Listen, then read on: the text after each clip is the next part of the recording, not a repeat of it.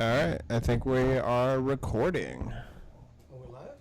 I guess so. Hey, welcome guys, welcome. Welcome. From all parts of the world, hopefully.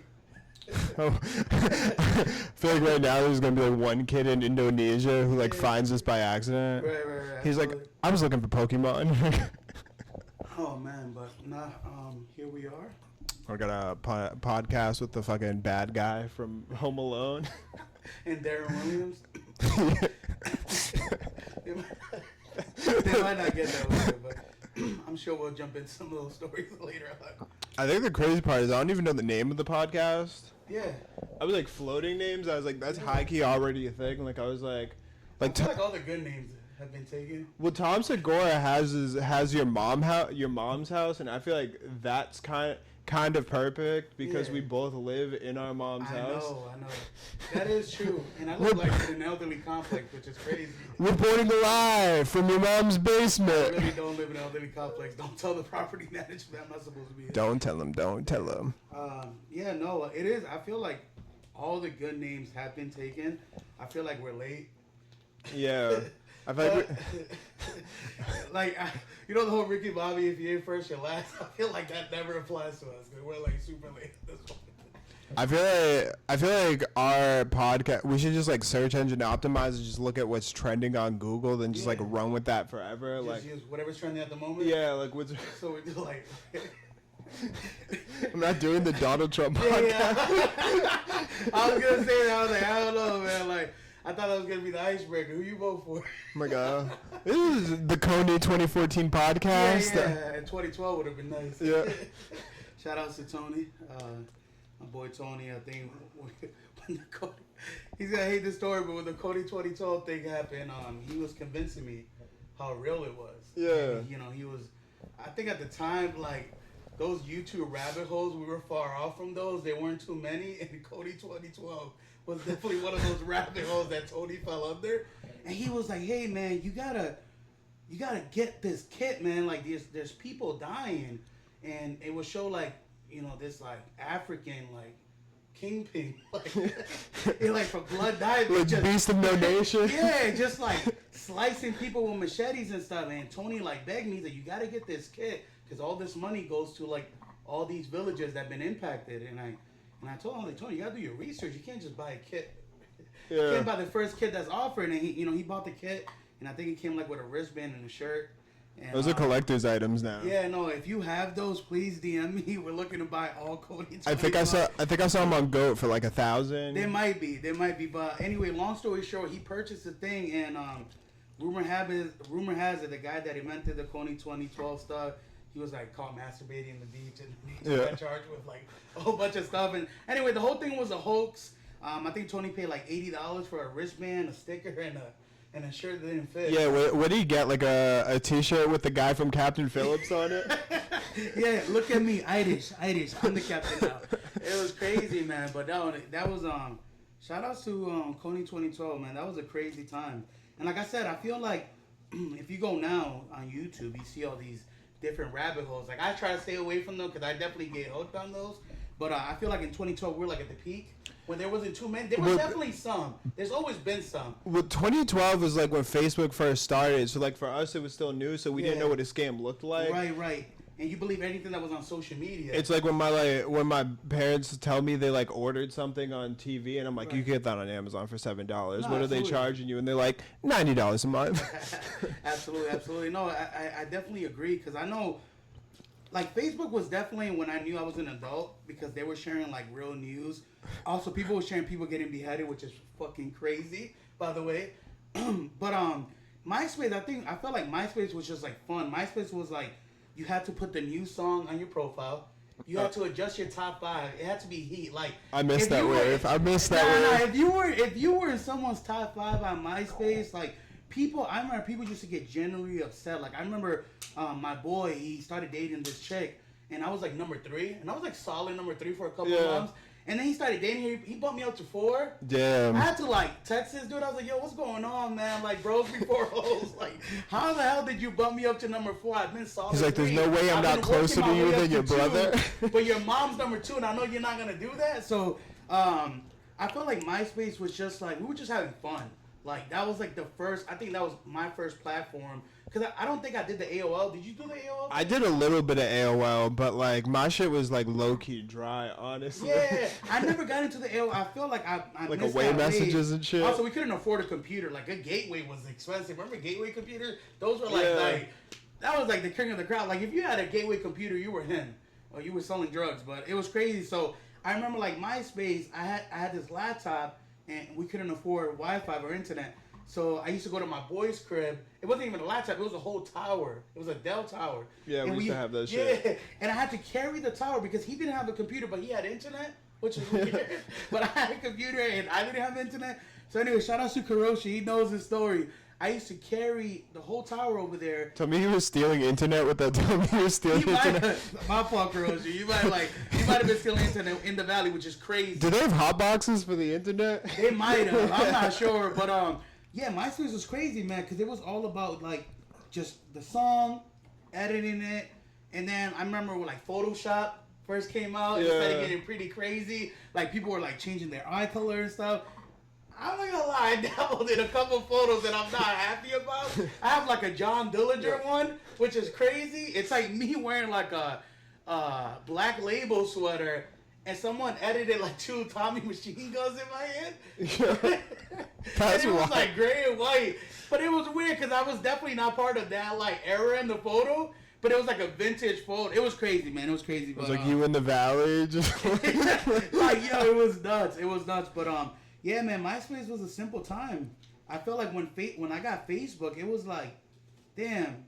Like, this is where all the adults went. Like, all the adults have Facebook. I mean, I know when it started, it was like a college thing, right? Yeah. Yeah, it was like mostly for college, and, you know, shout outs to Mark Zuckerberg for the thing that sucks about Facebook, though, is, so, like, my first social media thing was, like, Facebook. That was, like, my, like, Facebook. That was when I had social media, like, coming out. Right. And the thing about Facebook is they remind you how corny you were 14 years 100%, ago. 100%. I remember on MySpace, there was a thing, and comment in the section if you remember this, where people used to be like, "Yo, I own this pic, no sharing."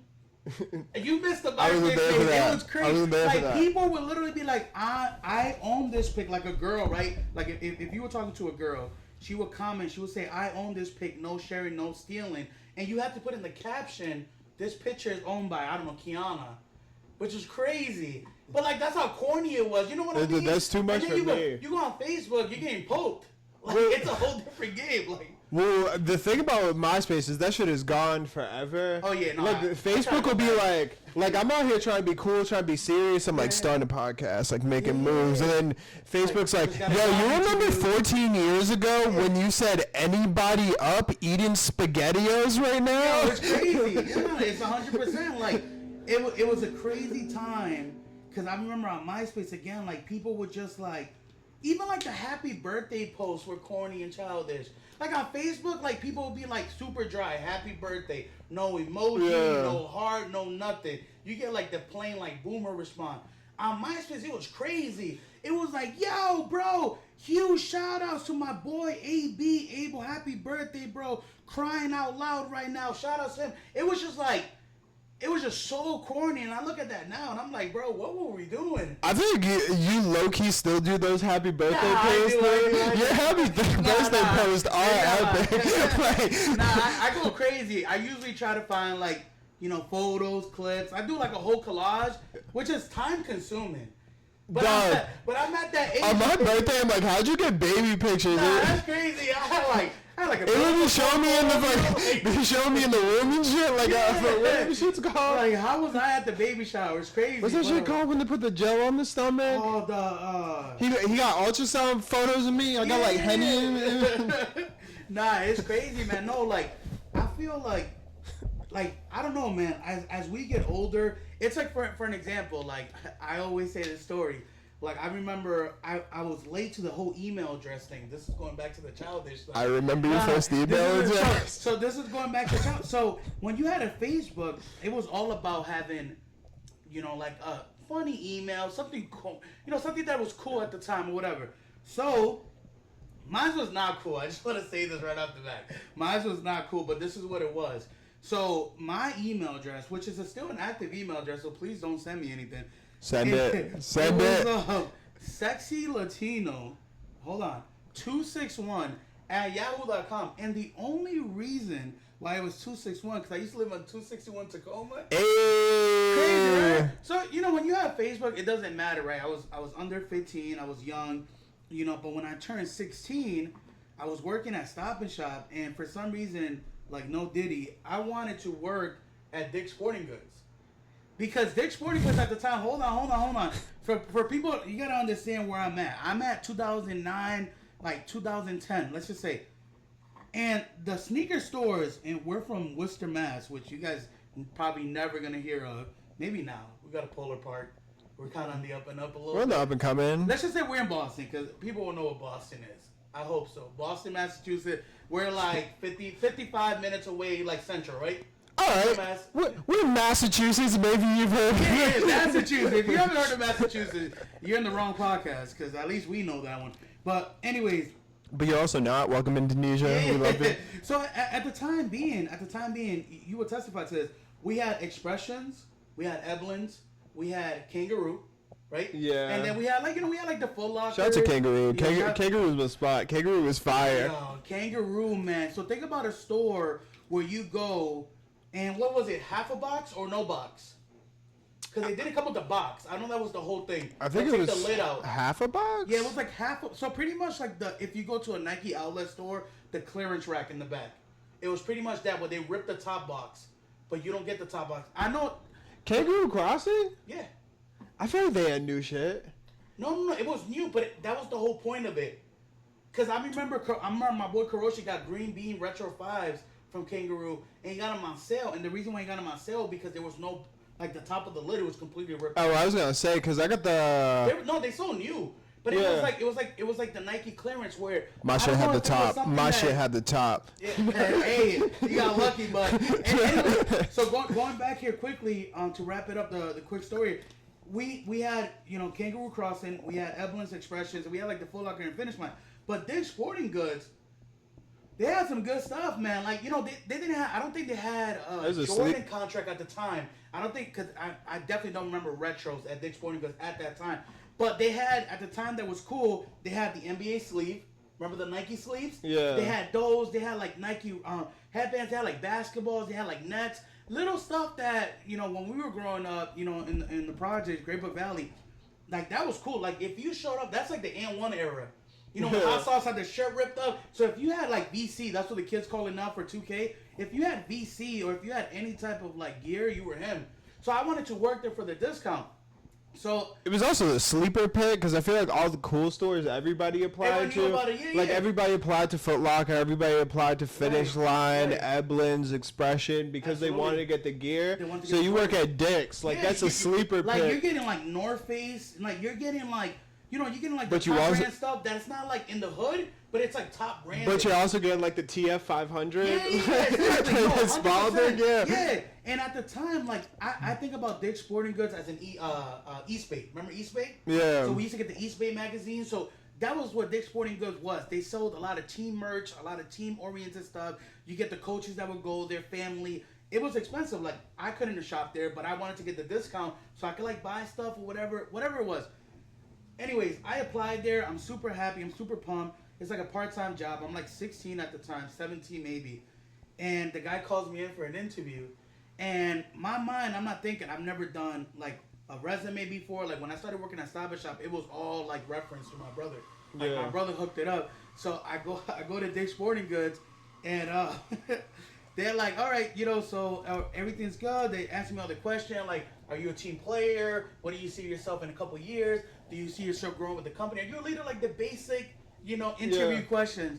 And at one point at the end, he goes like, all right, I'm gonna need your email address so I could, let you know if you got the job or not. And plus, we got to send you some documents you need to fill. And I'm like, yeah. But I'm so excited. Like, bro, I'm already thinking about the arm sleeve. I'm like, I'm like a couple months ahead, first paycheck. Like, I'm going to be him in school. So he's like, I need you to say it. Like, or tell me it. So I'm like, all right, yeah. So I'll spell it out for you. So I'm like, X, EXYLATINO. And he's like writing it, but then like as soon as I finish, obviously the Latino, I'm saying 26. He's like, wait. So let me get this straight. Your email address is, and I'm just gonna confirm it with you. It's sexy Latino, and I'm like, yeah, but there's more. There's 261 at yahoo.com, and the guy goes like, yeah, we're gonna give you a call. We'll call you. We'll let you know what. Never got a call from them, yo. From that day, I like went home. I changed it. I had an official email. Your official email wasn't even that official. It wasn't even that good. It was like C4 Boys 69. It's gotten better since. So I went from sexy. You're right. I went from sexy Latino 261 at Yahoo, and again, these are all active emails. Please don't send me shit. To Avsky. Shout outs to Lewis for giving me this nickname. Avsky1121 C4 Boys. Crazy. My brother created like this entourage that it was only 4 members of the group, which is crazy exclusive. Like, how can you get in? There was like a waiting list and shit. So it was C4 Boys, and part of the C4 Boys is you have to have a job. Yeah. You have to be somewhat fresh. What was the other two? I don't know. It was I was not in the C4 Boys. He was not in the C4 Boys. He was on the waiting list, but I think he passed. But anyway, so it was C4 at yahoo.com, and now, I mean, it's in my social media. It's like Abel.Reyes. But the thing that got me pissed, right? That's my full name, Abel Reyes. The thing that got me pissed was someone already took Abel Reyes, which is crazy. That's crazy. Like Abel Reyes, too. Man named Abel besides the Weekend, and he spells it L-E. So they did Abel.Reyes, so I had to put a number. So I'm like, well, I'm in Massachusetts. I'm going to hit with the 508 at yahoo.com. Yeah. And I feel like it's definitely straight, but it's like right there. Like the 508 is kind of crazy. Like in a work email, like you should not be putting 508. I was going to go with 1, but I'm like, I respect it though. I feel like my first email address was my gamer tag. It was OreoManiac12. You always had a thing for OreoManiac. I remember I used to see it a couple times. Like, it was just my username for like that, but it was like because I was like black and white. I was like I'm an Oreo, but like I'm kind of crazy. right. But but I abandoned that shit pretty quick. Yeah, nah, the emails. Having an email now is crucial, man. It's day and night. Like email's pretty fun. I like having email. How do you feel about having email? But you know what's crazy? So I've learned about the email. The email's all about technique, right? So Gmail, for some reason, for me, I think Gmail gets the most respect. I still have a Yahoo. Yeah, no. I still have a Yahoo. Yahoo is dope, but I'm saying like if you inquire with anything with a Gmail, like. I love Craigslist. I love the free items on Craigslist. Yeah. And I'm always picking up free stuff and selling. I'm always hustling on the go. For Craigslist, I have an Outlook. Yo, I'm just telling you right now, when I write to them on my Gmail, it's like automatic response. Like, even though some of these are scams, they're going to respond regardless, but it's an automatic response. But I feel like when I use my Yahoo... They don't fuck with me. Like, I get scraps. I get scraps when I use Yahoo. Yeah, they don't fuck with me. They see the Gmail. They're like, this guy means business. This guy has. I haven't gotten a piece of furniture on Facebook Marketplace in 7 years because of my Yahoo. I'm out here getting screened just to pick up a recliner. It's crazy. Like they're like, all right, sir. Like, how many times have you moved in the last 5 years? Like, do you have a criminal record? I'm just here for the free recliner. Am I adopting a dog? Or? Just adopting a dog. That's crazy, man. That's crazy. There's definitely a lot of work into that. I wouldn't know about any of that, but I know there's definitely like, I feel like it's kind of close. Well, not too close to adopting a child. But I feel like the requirements are the same. No, I'm not even joking. Like, have you ever like sold something on like Facebook Marketplace that you cared about, and you're like, I don't want this guy to just sell it, so I want to make sure it goes to a good home. Right. So I feel like that's how it is. It's like a couch with like ripped upholstery. Yeah, it's like I saw one the other day, and the guy was like, it's free, right? And I'm like, this is fair game. I'm gonna grab this. What was it? It was a brand new couch. Crazy. The guy said brand new couch, and he said it's going to a non-profit only. He said going to a non-profit only. So here I am thinking, I'm like, he's like, you're definitely not making profit on this. I'm definitely not making profit on the non-profit. He said I need a donation receipt. So my grandparents, they've been pastors for 20-some years. They recently retired during COVID, and I was like, yo, I wonder if I could get like a slip from them that it gets donated to the church, but the church ain't open. But I'm like, you know, you don't need a church to serve the Lord. So I feel like, you know, I could have switched it up a little bit in the sense that he's like, well, the world is kind of my church. Yeah, if you really think about it, like everywhere could be a church. This could be a church. Yeah. So I'm like, we could have benefited from this nice, beautiful couch. Reporting live from the pews of life. You know what I'm saying? So it was crazy. So, anyways, I told the dude, I was like, you know, I want this couch. And he was like, no, man, it has to be a nonprofit. You know, I have to make sure, you know, the guy wanted to like visit the nonprofit, check once a week just to make sure you had the couch and everything. And I'm like, dude, this is way too much work for this free couch. First of all, I got a Subaru Impreza. What's the email to your nonprofit? He's like, Sexy Latino. I'm like, Sexy Latino. They're like, yeah, we're going to call you. We're going to call you back. Oh, man. Nah, it's crazy, man, but I think going back, we're all over the place. This shit is hilarious. Going back to the dog thing, you know, I feel like there's Wait. I want to go back to Kangaroo Crossing. Let's address the elephant in the room, because I think we gotta... so like... I'm gonna Google this shit. We have Google, too, that we could... You know, just in case we do. We don't have a Jamie here. Yeah, I know. Yet. Yeah, it's coming. If you want to be our Jamie, please shoot an email over to sexylatino261 at AOL.com. Please, it has to be a nonprofit. You have to work for a nonprofit. Yo, the thing that sucks about AOL.com is like, I don't know how you treated like security questions back in the day. Yeah. I'm logged out of a AOL account that has a 14-year eBay like history on it. Oh. Because I don't know what my favorite movie was when I was 12. You know what's crazy about those security questions? Like, and I take them dead serious now. I'm like, the thing is, like, Everything Everywhere All at Once. That's my favorite movie. But not budging. But I think you're right. It's hard to, because as time goes on, like, I'm pretty sure. Maybe you still love. Maybe that's still your favorite movie. I didn't even know Superbad was even out yet. Right. That's what I'm saying. So I feel like with time, your answers might change. Like, for instance, one of the security questions I never used to get right was, "Who was your childhood best friend?" Yeah. Because I'm not gonna lie. Abel was flip flopping. I'm not even gonna get into the names. Yeah, for some reason, you should have seen Abel's top 5. It was a new people every week. I remember I had a top 1 once. I did it for a couple of days. Where it's like, what was her name? What was her name? It was my sister. Shout out to Natalie. But I remember he was Bart Simpson. I'm out here like, yo, bro, this girl I'm talking to is kind of serious. And meanwhile, we're like in middle school and shit. Damn, what was I saying? We were talking about Kangaroo Crossing. Anyways, yo, shout out to Kangaroo Crossing. It was super dope. It was located right at downtown Worcester. Oh wait, so the thing is, were you a kid in Worcester? What do you mean? Like I was definitely born. But like, did you spend your like childhood years in Worcester? Not really, because I ended up moving to upstate New York. So the dopest shit about Kangaroo Crossing was that it was 3 floors. Yes, I remember that. So like it was like it's like a really skinny building. So they're not even like big floors. Right. But you like walk in and the front floor is just like the kids section. Right. So I remember being a kid, I'd go around and be like, yo, what's up there? My mom be like, not yet. Not yet. And I remember being old enough to go up there, and like that's where they had all the like fire shit. You know what I mean? Like, nah, it was crazy, man. Like a Kangaroo Jack when I first got there, it was like he's a Kangaroo Jack. Kangaroo Jack, that's crazy. Shout out to Kangaroo Jack. Shout out to Anthony Anderson. He's like, oh, you want to buy some snake, guys?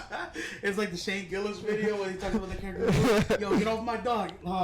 The thing about Kangaroo Crossing was crazy was at the time being, I was at that age where, you know, the school book fairs. Yeah. You go in, but you don't got the money though for your window shopping. That's how it was with me because I was like 15, 16 when I really started getting into like sneakers. Like I remember I used to hand me down my cousin's shoes or my cousins all like sold drugs and shit, which is crazy. They all deported, so this can't be a RICO case or anything, but they all got like deported and shit. And I still remember to this day. I don't know if you remember the Adidas Equips. Yeah. Those are dope. So it was an Adidas Equip, which if you don't know, you can probably Google it. It was an Adidas like hard shell shoe. It's EQT. That came on like a little sleeve. That came on a little sleeve that you know, like Papa Smurf. If you just wear just a sleeve, you're already looking like a Smurf. The sleeve is kind of fire, though. The sleeve is kind of. You don't walk around in the sleeve. No, hold on. So it gets better. So we're adjacent to my cousin's house, and he left his shoes outside. He used to leave his shoes outside, like they got a little wet during the rain or whatever it was. So he was like a bigger size than me, but I was wearing like, I don't even know, no name brand shit, probably Walmart shoes, whatever it was. And I remember I saw the shoes outside. I'm like, yo, I'm gonna snag these. So I grabbed it, but I thought I heard a noise, so I kind of just dipped quick, right? So I'm walking in these shoes, and I'm like, yo, bro, these shoes have no grip. Like, my feet hurt. Like, try to walk a mile in my shoes. Like, these shoes have no grip. Yo, comes to find out, I was just wearing the sleeves. Hey. So I was out here like... You showed up to school in elf shoes. Yo, it's crazy. I'm like a genie in middle school. And they were like, yo, bro, you know you're wearing the sleeves to the Adidas Equips. Like, you need the actual shoe itself. So, yeah, man, that was embarrassing. So, going back to Canyon Crossing, like, when I was at that age, where I was still kind of like window shopping. And then I really got into it when I started working for Nike. That's when the discount was 50%. We were getting Jordans for like, $80 at the time. They were like $160. We were getting shoes for $80. We were already getting the outlet shoes with the B grades. So we had like the Olympic 7s. Yeah. Those would come in. They had like a little scuff or a little glue stain from the factory. So they were already on sale for like $120. We had the 50. We were getting them for 60 bills. It was a crazy time, man. Like, we had a sneaker store just for the employee stores.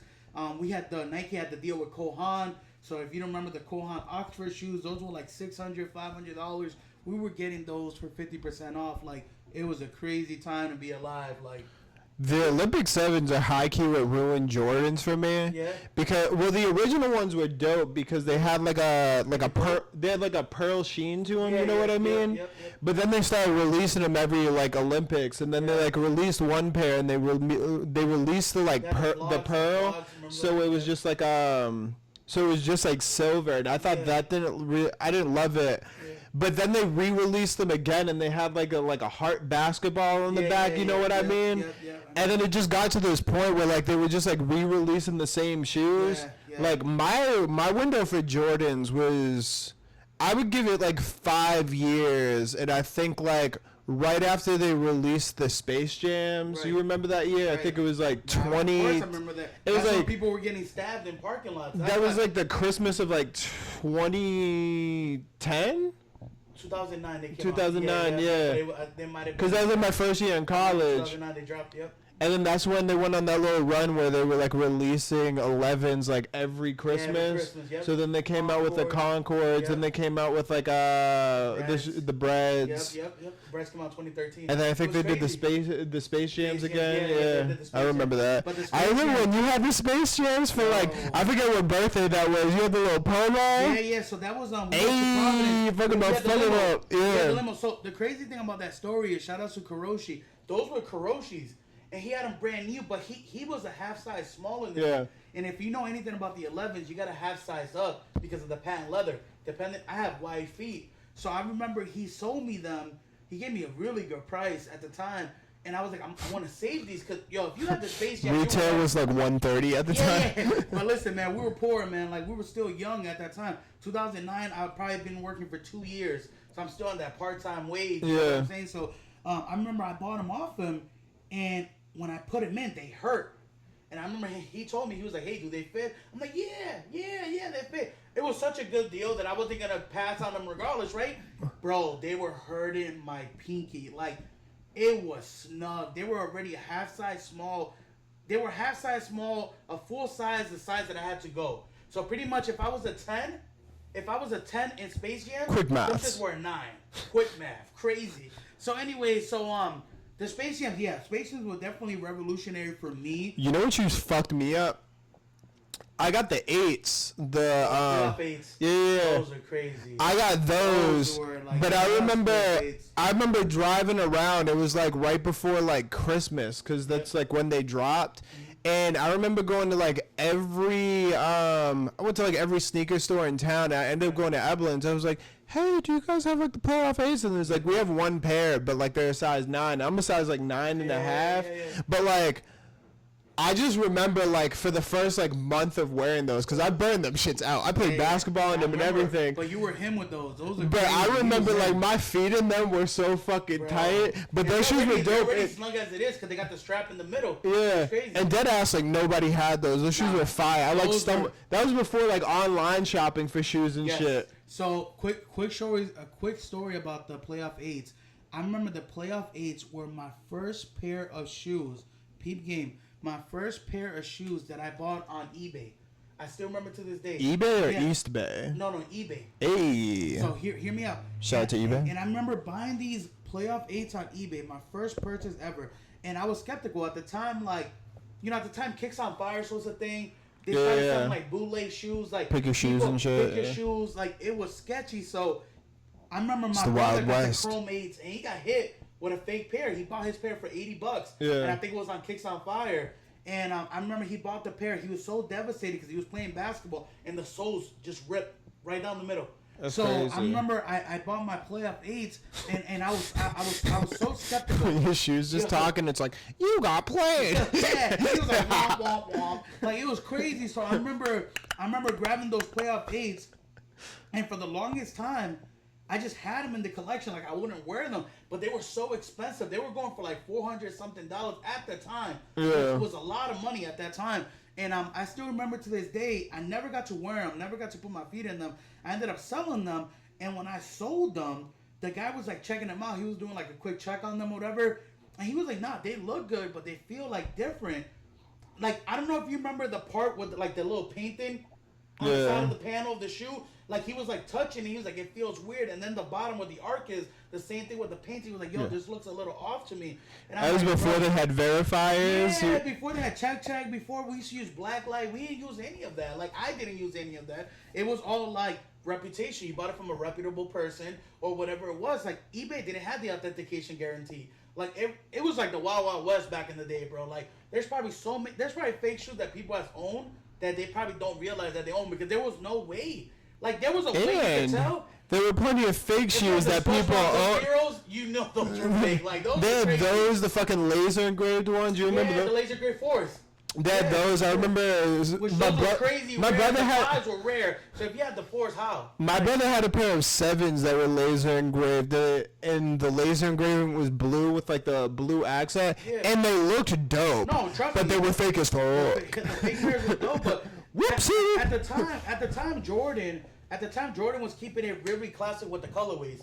It was a lot of white, red, and gray shoes. Yeah. Or black or red. There wasn't no like. Shoes now, there's so many retro ones, like the... None of this mumbo jumbo. Yeah, like, it's like the Weatherman phone pause is your favorite. Those single-handedly ruined the phone posits, Ryan. They were on They like, dead ass look like herpes. Yo, they look like scabs. They were on Did they not look like scabs? Yeah, they were. The red ones look like scabs. It was crazy. So they were on an epic run. We're talking about the pink ones, the red metallics, the Stealths, the eggplants were already around. The coppers were my favorite at the time. Yeah. The royal blues. Those two got it running. Coming out with like, the Weathermans. They came out with the red ones that look like herpes. Those were crazy. Yeah. It was a wild time. But the sneaker market now is so overflooded with inside joke. Yeah, it's so overflooded with so many shoes now that. Before, there'll be like 6 releases in a year. And you will know when they will come out so you save money. There's a release every week. You'd be on 23 is back. You'd be like, 23 is back. You're like, oh, I'd be on like 10 times a day looking at the same. Aqua Eats. Yeah. And you had one chance because back then, it's not like they had restocks. Yeah. Back then, that was your one chance. You got them at Expressions, you had to camp out. Evelyn's, you had to connect at Foot Locker, maybe Finish Line, and that was it. Foot Action was still around. Like, and shoes didn't even like sell out like that. Like really, like a handful did. The DMP package, we're sitting the Raging Bulls DMP package. I remember I was in New York the weekend those came out, and I didn't like the Fire Reds. I had the Red Suede ones. Yeah, I had like a. I saw Rick Ross wear those in that video when he tried to fake moonwalk. Yeah. I was like, yo. It was before the music video came out. Nah, I'd rock them now. Went up. Like when that video came out, everyone I remember grabbed them from the shelves and those were gone. Like I wear crazy shit now, but like when I was younger, I was so like I did not want attention. Like remember the day we were at the movie theaters and you could have got the Dornbecker 6s? Yeah, I remember I was on a notification. You were right on your phone. Was it Nike? It was, but I was on a BlackBerry scrolling through the internet. Yeah. And I was just like, oh shit! I was like, they got the Dornbeckers ready. Yeah. It was like the 6s with like the blue suede. It was like the gold. It was like an Atlanta. I think it was an Atlanta Brave homage. Yeah. It was crazy. Those were dope. Like. The thing is, that would never happen now. Like, remember during COVID? You remember this? Shout outs to COVID because COVID, man, like flipping stuff in COVID. If you didn't make money during COVID, what were you doing? Bro, we were out here flipping Nike Jesus sandals. Do you remember the ACG sandals? How many of those did we sell? I remember I was on the phone with you at work one day, and you was like, yo, they got like a bunch of these back on Nike. I bought 8 pairs. Bro, we were selling them steady, and it wasn't nothing crazy. We're not talking about like we were flipping these for $100 profit, whatever. But those $40, yeah, $50, $30, you start timing those by 10, and you're just doing this for fun. And people had the stimulus check, people had the unemployment check, so people were buying. The people were just people didn't. People were buying everything. People were buying everything. If you know about the sneaker game, you know about the sneaker raffles. Motherfuckers were out here gambling. Yeah. Like these people were going broke gambling. There was a guy named the PS5 King. I think I told you about this guy. And this guy, I don't want to like tell too much about this guy because this guy is probably connected because this motherfucker was living in the projects, right? Smart. He was living in the projects, and what he was doing at the time, he was doing $25, 100 slots. Yo, stop real quick. All right, we're back after 37 minutes of me sounding extremely screechy. Yes. Skirt. Sorry about that, guys. This is our first podcast episode, so we're just experimenting the waters right now. We're just testing the water. Stay hydrated. And we're not sponsored by them, but if they do want to sponsor us, who are they? We are not sponsored by Price Chopper. Hey, you never know. Price Chopper Spring Water. Could you imagine? Yeah, we do need sponsors. That would be a lit sponsorship. Price Chopper? Yeah. I mean, I feel like I have loyalty to Stop and Shop because I work there. They're too expensive. Nah, I mean, this is the problem. Realistically, I want that Market Basket. I either want Market Basket or Wegmans. You get the Wegmans. Now we're talking. That's like a LeBron James contract. We got the real shit. We got the lifetime deal with Wegmans. I'm like, yo, it's $15 for sushi for you. Yeah, for you. We got that 30% employee discount all year. But use use promo code Joe Rogan Experience. Stop and Shop was at its peak when we had the forest green shirts. Like if you ever been to a Stop and Shop in early 2000, we had the yellow and purple were Grillis and fucking Big Bird, and then the fucked up shit was when they had us wear the aprons.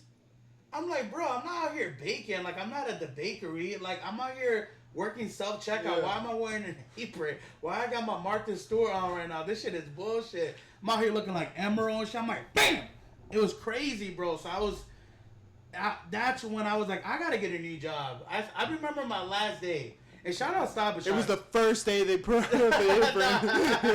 I lasted as much as I can, but one day, I was there for 5 years. I walked in, and you ever said like, fuck it?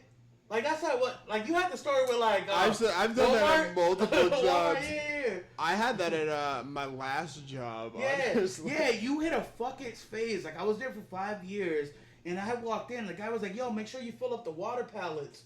And if you knew anything about the water pallet, like you had the Popeye arms. Like remember that one summer? You flexing. Nah. That one summer I had the Popeye arm because I was doing nothing but water end caps, which was the Poland Spring waters. They were on sale. So you get the pallet, you gotta load that shit up like a pyramid. Hey. That shit gotta be like precise. I still know how to do that shit. So it was crazy. So I walked in, the guy was like, yo, I'm gonna need you to bang out some waters, and I'm gonna need you to get onto it like pronto. And I was like, ooh. I mean, you caught me on a bad day. And this is a unionized job. Like, you can't, like, there's no way you can get fired at Stop and Shop. Like, I'm telling you right now. It's like nearly impossible. Yeah, what they do, they rob. Nah, that's crazy. I take it back. You could get fired at Stop and Shop, but it is super hard. You get fired from the union job. Yeah, like that's crazy because you're paying all those union fees and shit. Like you should not be able to play around with that. But anyways, I wanted to quit, so I walked out. These motherfuckers called me like 3 or 4 times. They were like, "Yo, we need you back. Like, you're our bread and butter." They didn't say all that. But they were like, "Yo, do you want this job or not? Like, you're on the schedule for next week." And I just stopped responding. And no motherfucker are persistent. They're like Jehovah's Witness. Like, them motherfuckers kept coming back. Yo. They're still calling? Yeah. They just texted me like, "Yo, you working tomorrow or not? We need the help. We need sexy Latino. Yeah, please, sexy." But yeah, shout out to Stop and Shop, my first job. But yeah, they fucked up, man. When they started making us wear aprons and degrading us in public, I think you know how bad it was seeing someone from high school like walk in and I'm fucking wearing an apron and she's like, "Hey," and I'm like, fuck, and I'm like trying to like pretend. You can't be cool in an apron. There's no way you can be cool in one. I tried to put my hands in the pocket. I was like, "Yo, what's up?" I didn't even see you there. And like it wasn't working. Like I couldn't do it, bro. So. The funniest thing about when like a job implements something like that is how everybody's like, "Yeah, all right, you ain't catching me in no apron." Motherfuckers be still talking shit while they're putting the apron on. Yeah, it's like the motherfucking McDonald's that. Nah, like, I'm about to walk out, and your boy's like putting his shit on while saying the same shit. It's always the hood motherfuckers that like always have like compliance issue with the work uniform. Yeah. Like it's the niggas at McDonald's that they're like, "Yo, I don't want to wear this fucking golf cap with the fucking." This is before the Travis Scott collab. Have you seen their drip now? These motherfuckers have more drip than me. Because they did the Travis Scott collab. And ever since they did the Travis Scott collab, like they already got like Jordan polos and shit. They got like designer jeans. And like, yo, McDonald's drip is crazy. But at the time, I high-key want those Kerwin Frost clogs. Yeah. Those shits are fire. This is like way before. This is like McDowell's. This is like coming to America, like wannabe McDonald's. Like you had like the shirt tucked in with the khaki pants. Yeah. Like it was crazy. And I remember motherfuckers, the hood dudes used to hate wearing that shit. Like you pull up in the McDonald's, they'd be like, "Yo, what do you want?" They'd be in the back like all pissed that they gotta wear that shit and shit. They got the hair, like the hat slit like this and shit. I'm like, yo, looking like a Drewski skit, bro. It was crazy, bro. Yeah.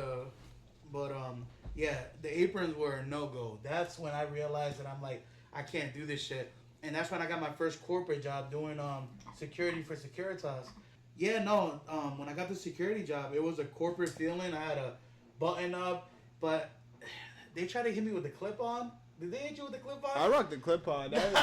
The clip-on was cool, and it was super easy. But that's when I learned how to like tie a tie. I couldn't do the clip-on no more. First of all, it was so short, and I'm like a big dude, so it was like stopping right here. So it made me look bigger because the tie was bad small. Yo, on a side note, if you're older than 23 and you can't tie a tie, like, get your shit together. Yeah, get your shit together and update your resume. Take out Sexy Latino from your shit because that was me. Like, Sexy Latino phase, I couldn't do a tie. Abel.Reyes, you best believe. Give me a tie right now. I'll fucking do this shit right now. But anyway, so I remember. But also, if you need help with tying a tie, you can contact us at we also do tie tutorials. We do anything that could bring us money. Help us, please. Like, anyways, I remember the Donald Trump tie. Can I say that story real quick? So Securitas. The pink one. Yeah, the pink one. Yeah. So. I mean, we're in the Donald Trump brand. Donald Trump brand tie. This is before Donald Trump ran for presidency. It was back when Donald Trump was the man, and all he had was. He was like at The Apprentice. He had like an MTV cribs where he was like, "I have a golden toilet, and I'm the man." He was like at The Apprentice. He was doing Comedy Central roles. Like this is like pre-politics Donald Trump. This is where everyone loved Donald Trump. This is back when he was like on the WWE. Yeah, stuff, he's like fighting Vince McMahon. He's getting like punched by Stone Cold and shit. Like this is like entertainment Donald Trump. Anyways, if you know about Donald Trump, he dabbled in the tie business. He had his own tie. I think he had other shit. He probably had like button-up shirts, like probably suits. I don't know. He probably had like just dress up attire. Anyways, shout out to Marshalls. They always had dope ties and stuff. So I grabbed this pink tie. Yeah, please, we need that partnership. Definitely, because I do a lot of shopping there. So I got this pink tie. I throw it on, and I'm working security. And this is when Verizon went on a strike. They're always on yeah, strike. the motherfuckers are always on strike. They might be on strike right now. So anyway, they were on a strike, and they took me out of my post. So when you work for Securitas, they give you a post, and they give you overtime. And they were like, hey, we need you to work up in the training facility for Verizon because all the workers are out picketing and on strike, and the supervisors are working their position. We just want to make sure there's security present, make sure no one's vandalizing, like trespassing, whatever. I'm like, cool. That sounds easy enough. So I'm driving my car, and it's me and some other guy, this African security guard. And I pull up to the site, and I don't know where to park. This is my first time in this area. I see the motherfucker that's supposed to be working with me. He's out picketing. He's out there moshing. So he aborted mission, but he's out there picketing because he didn't know where he had to stand. He didn't know. There was no instruction. They just told us, get there and figure it out. Let them tell you what to do type thing. So he's out there, but they're yelling at him.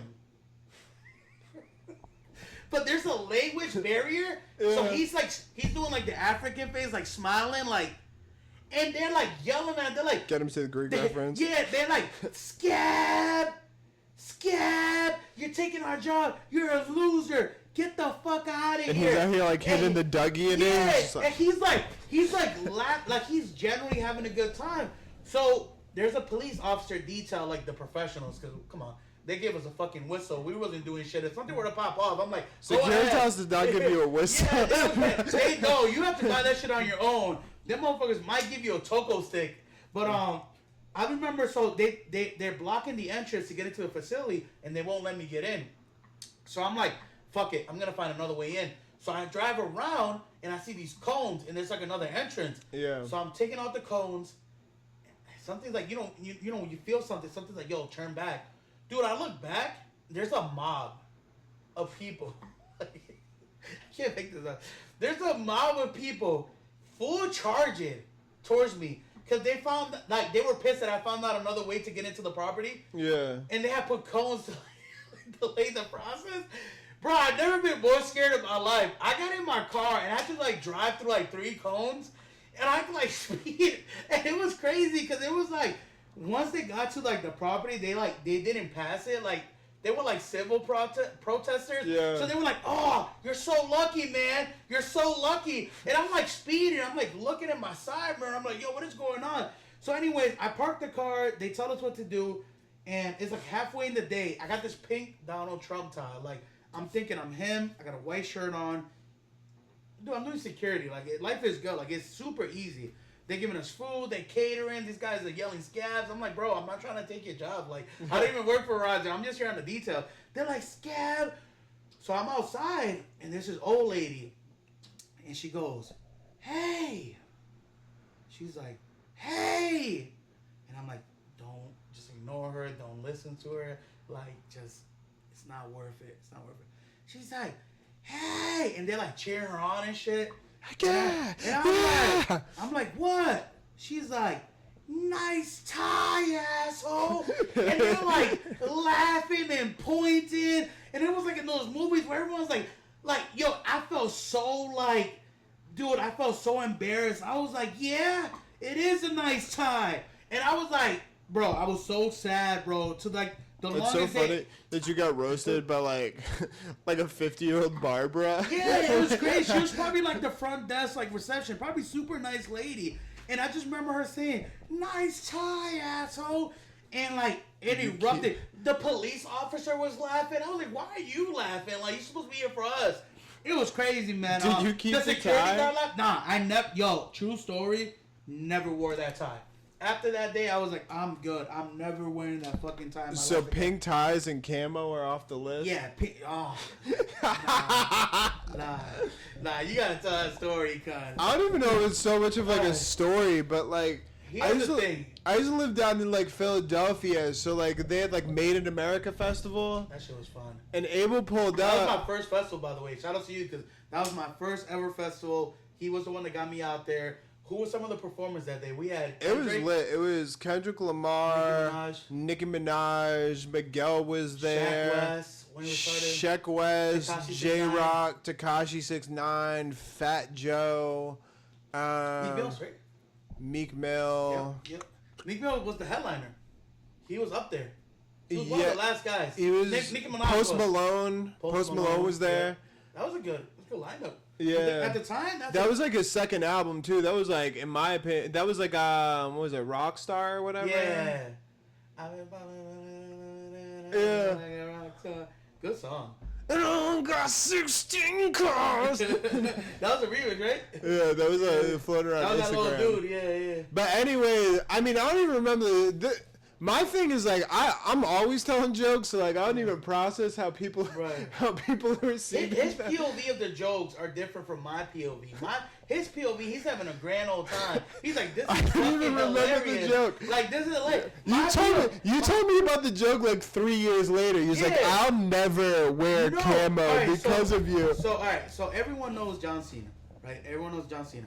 That you can't see me shit, right? I gotta get that joke in there because it's part of the joke that he eventually hit me up with too. So John Cena did you can't see me shit. To this day, motherfuckers be like, he does an interview like, wow, this dude interviewed himself. Yeah. Like, where was the person he was interviewing? Like, anyways, you can't see John Cena joke. When you wear camouflage, a lot of people sometimes they'll joke too. Like camouflage was. Nah, hold on. You didn't see it coming. I just want to get this in the record. I just want to get this in the record. Camouflage was in. I had a pair of camo pants. I liked camo. If you had the camo cargo pants, you were him. I mean, camouflage foam pods is not in. To be fair, it was probably a great outfit. Yeah, because that was not the. So let's just. I don't remember. I just want to get. I remember vividly, and I'm gonna say it. So I remember. I just gotta make sure that I assure this though. Camouflage was so in. Motherfuckers used to dress up like an army. Remember that shit with the Timbs with the white shirt? I don't remember it during that time, but I remember like the Nori, like CNN, like what video and shit. Yeah, like if you were like Dipset or New York. I definitely had a Def Jam Fight for New York, like all camoed out character. It was in. Okay. It was probably not in during this festival. I'll admit that. But it was probably a great outfit. Yeah, it was probably a great outfit. The shirt was Ralph Lauren, bro. Like, and this is like, I'm talking about Ralph Lauren. Like, when I was in high school, everyone had the black Ralph Lauren with the horse. Everyone. I don't care. Everyone had that at least at one point in their life. For a job interview, did you have it? He was 27 when this happened. He was 27 when this story happened. No. I'm just saying. I'm talking about. No, that's cool. That's cool. I got to defend camouflage and I got to defend Ralph Lauren. I'm just saying for this argument, they be like, nah, but you had Fat Farms when you were in the 7th grade. I want to make sure I get this out the way. Any camo merch that you guys are trying to give us, we're taking. I'm taking camo. I'll wear it. Camo, yeah. I'll wear it. Yeah, send it Sexy Latino 261 at AOL.com. We'll give you all the information. Anyway. So, polo was in. Everyone had that polo. So, I had this Ralph Lauren camouflage t-shirt. So, I'm in his bathroom. He's already ready to go. He's locked in. He's like, yo, this shit's about to be dope. It's about to be a movie. Yo, the Shaq West song, for the longest time, we couldn't find who was singing it. I discovered it that weekend. Yeah, we were Googling like, I got hoes. And I'm going to put all the O's. Call it a young. We were trying to find the song. Anyway, so we're like, yo, this is about to be crazy. He's playing Shaq West in his room. We're drinking. We're feeling nice. I'm in the bathroom. Yo, I come out, and he goes, Abel, where are you? I can hear you. I can hear you. I can't see. And I'm like, so I'm laughing. I'm like, that's hilarious. Like, that's cool. That's funny. Yo, we get into the Uber. He's like, Abel. And I'm like sitting next to him. I'm like, that's cool. That's cute. That's funny. Yo, this motherfucker throughout the whole night, like, we're yelling, it's fucking Treyway. Like, Tekashi 6ix9ine is in. He's right like now. top 6ix9ine. This is Pussy got that wet, got that. Yeah, those. Like, he's coming out with. He's doing songs with Nicki Minaj and Kanye's like producing it. Like, it's crazy. Anyway.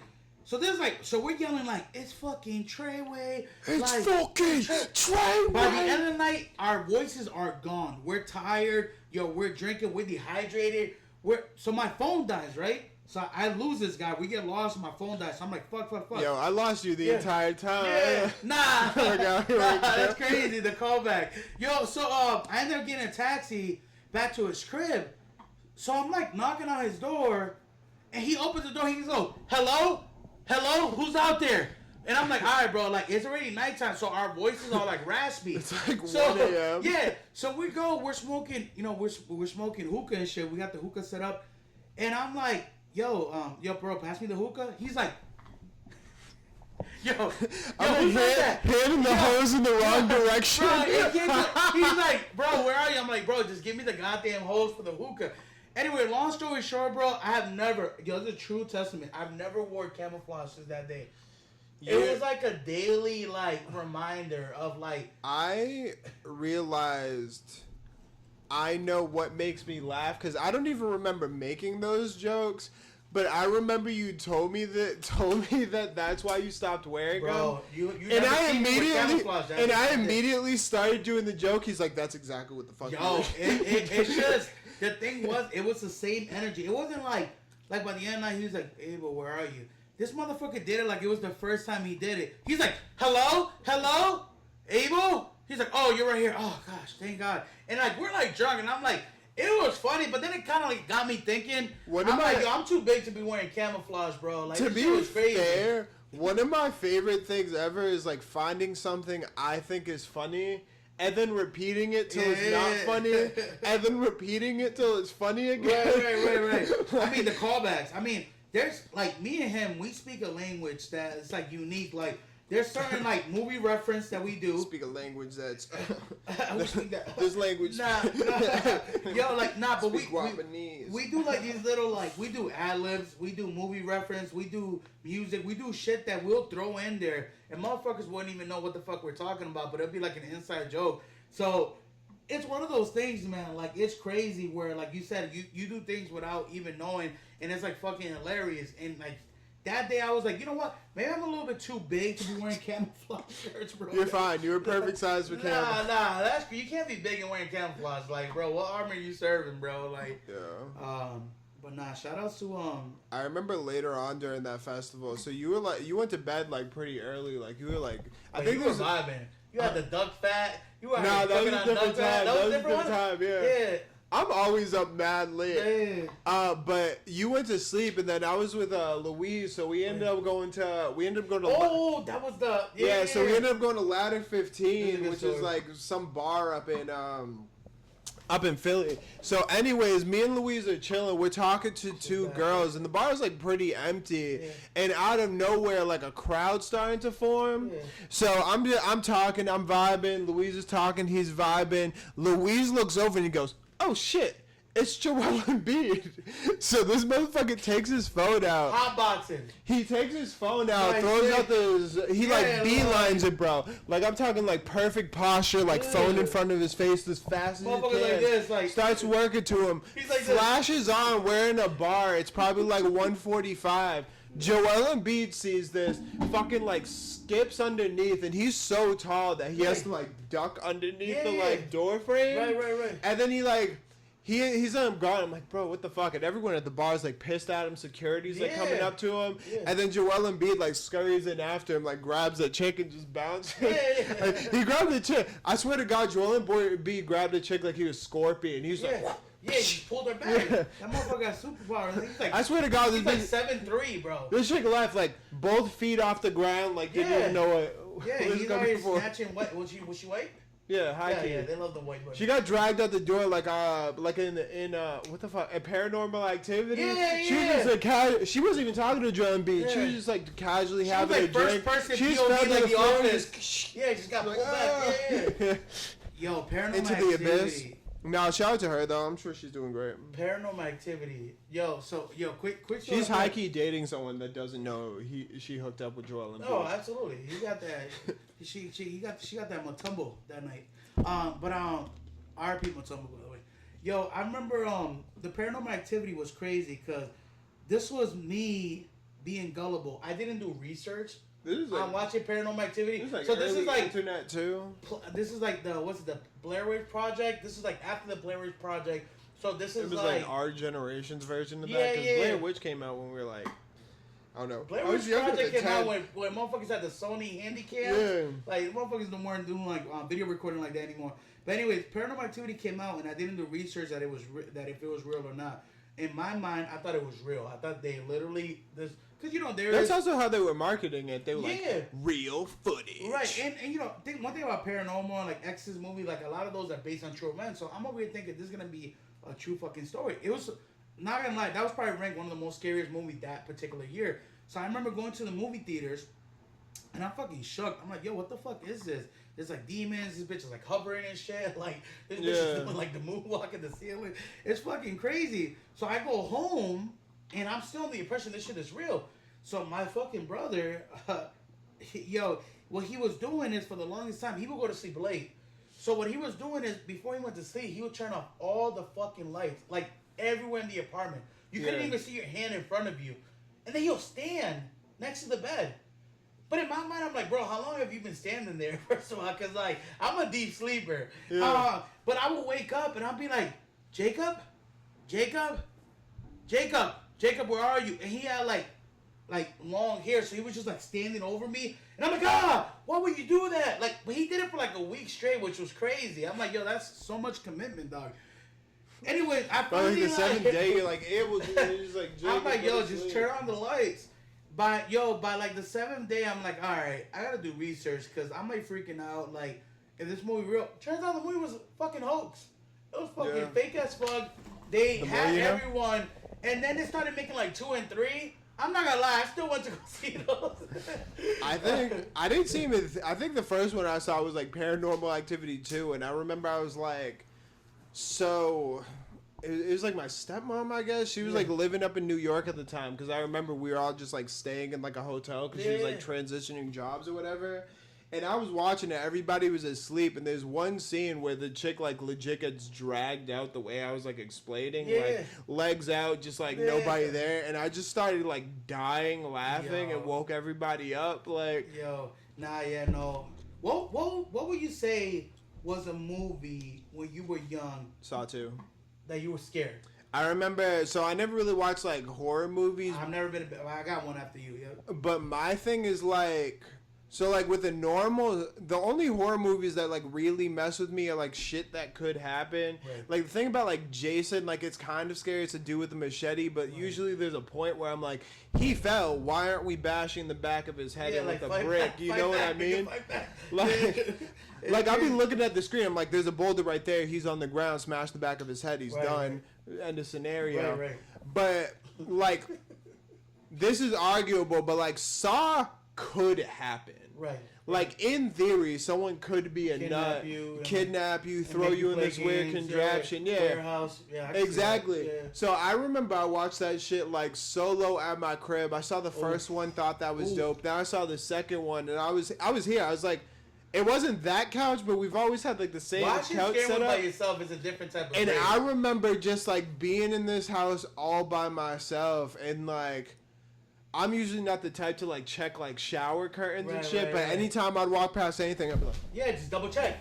And you're running before the demon gets your feet up the stairs. Yeah, and shit, exactly. Like I didn't go down to the basement for like 10 years. Bro, the basement shit in the scene in Home Alone where he got the furnace, that was me. The basement, like I used to be scared of any boiler, furnace, anything that was dark that you couldn't see that would make noise. You would just think like something crawled in there, whatever it was. But the movie that I used to be scared of that it fucked me up was Chucky. Yeah, and the reason why I say Chucky was, so you gotta understand, this is like the time of Toy Story, when Toy Story is coming out.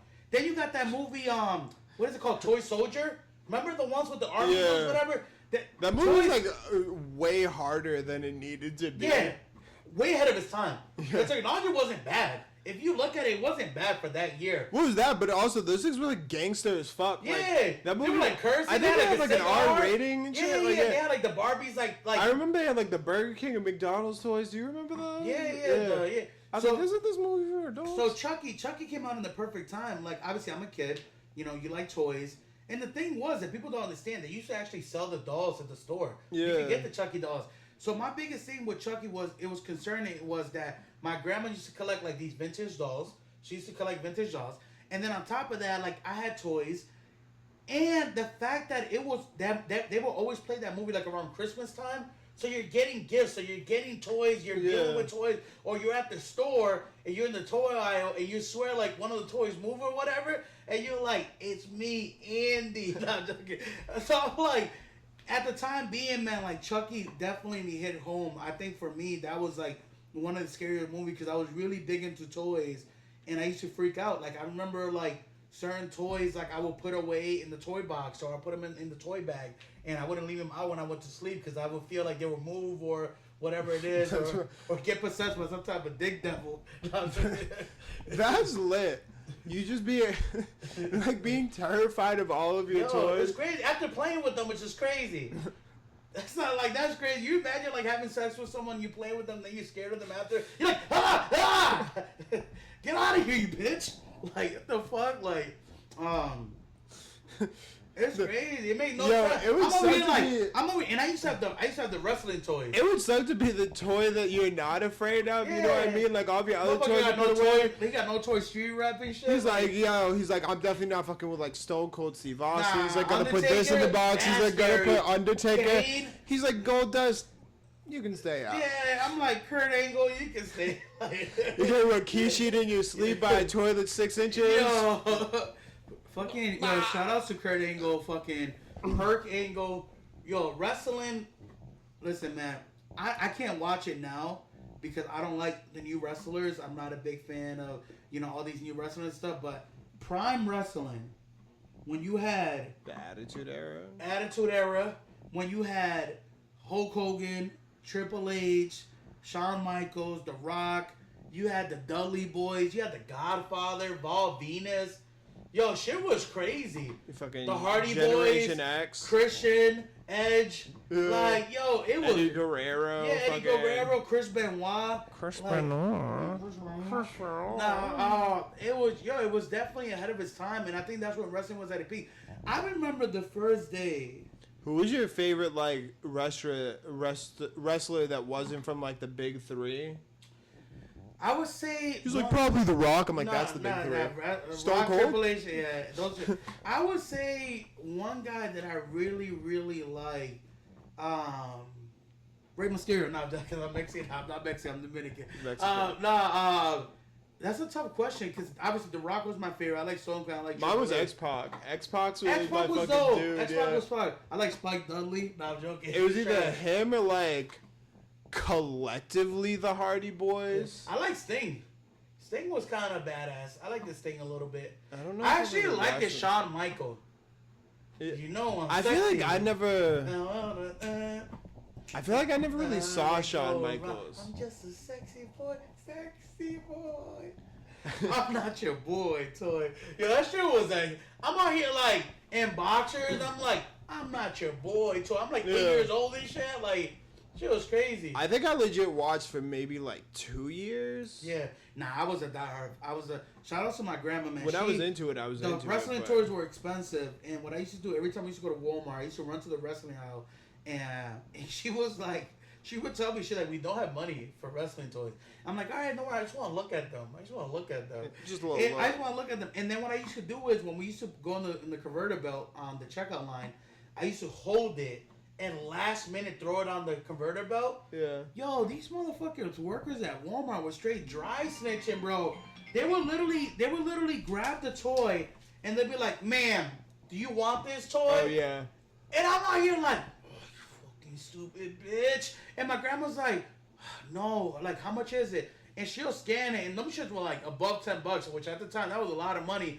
And I'm like, come on, grandma, please. I need the Undertaker. I need the Undertaker to complete WrestleMania. Like, in my mind, you do need the Undertaker. You need the Undertaker. If you don't have the Undertaker, you don't even have wrestling. Nah, you're not even a wrestling fan, bro.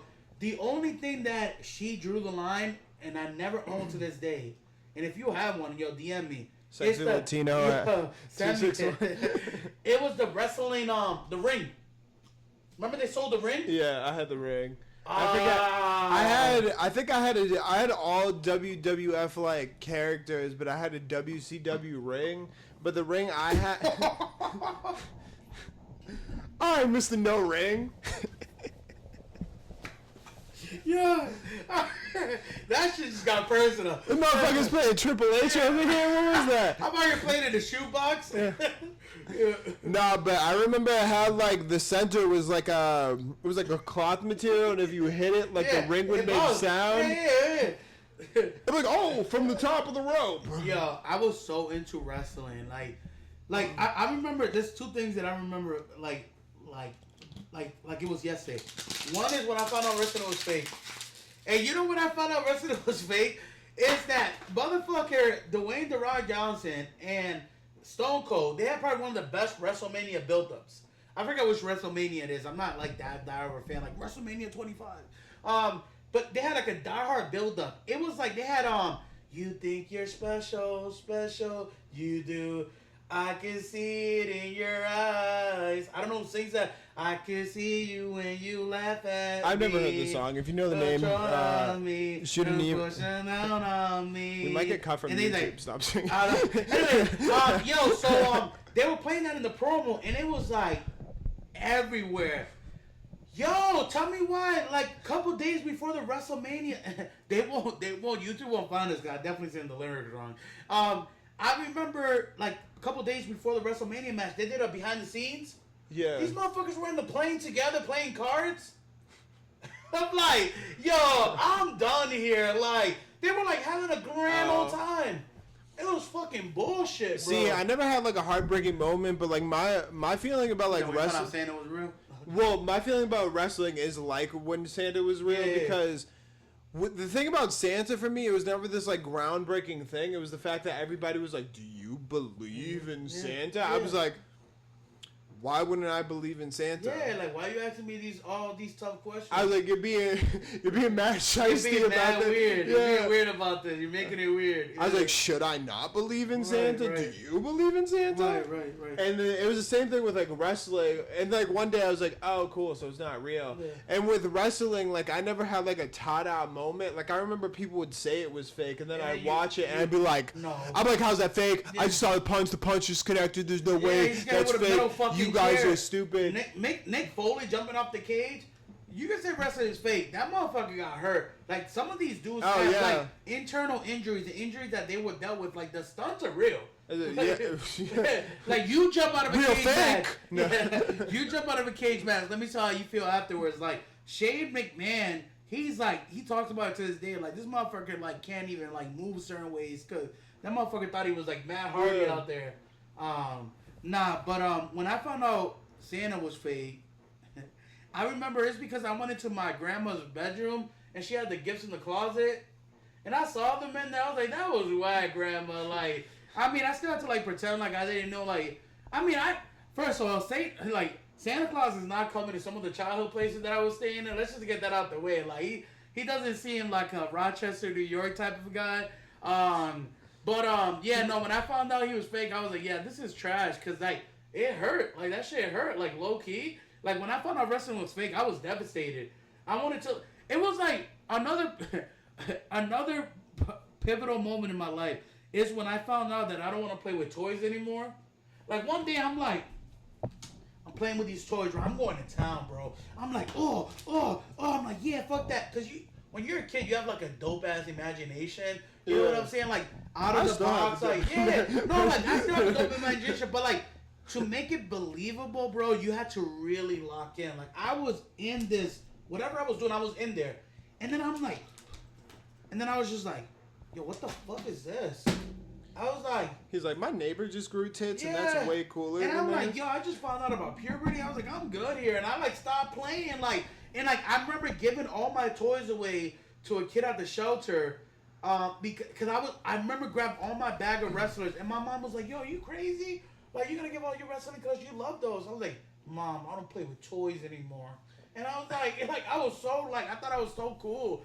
But at the time, like, I just grew out of it. My version of that was I stopped watching cartoons early. Yeah. So, like, I stopped watching cartoons as soon as I got to, like, middle school. Yeah. So, like, I remember motherfuckers would be talking about, like, SpongeBob. I'd be like, I'm still watching SpongeBob. Like, I mean, I love SpongeBob. Don't get it twisted. Yo. Shout out to SpongeBob. Yo, send SpongeBob merch.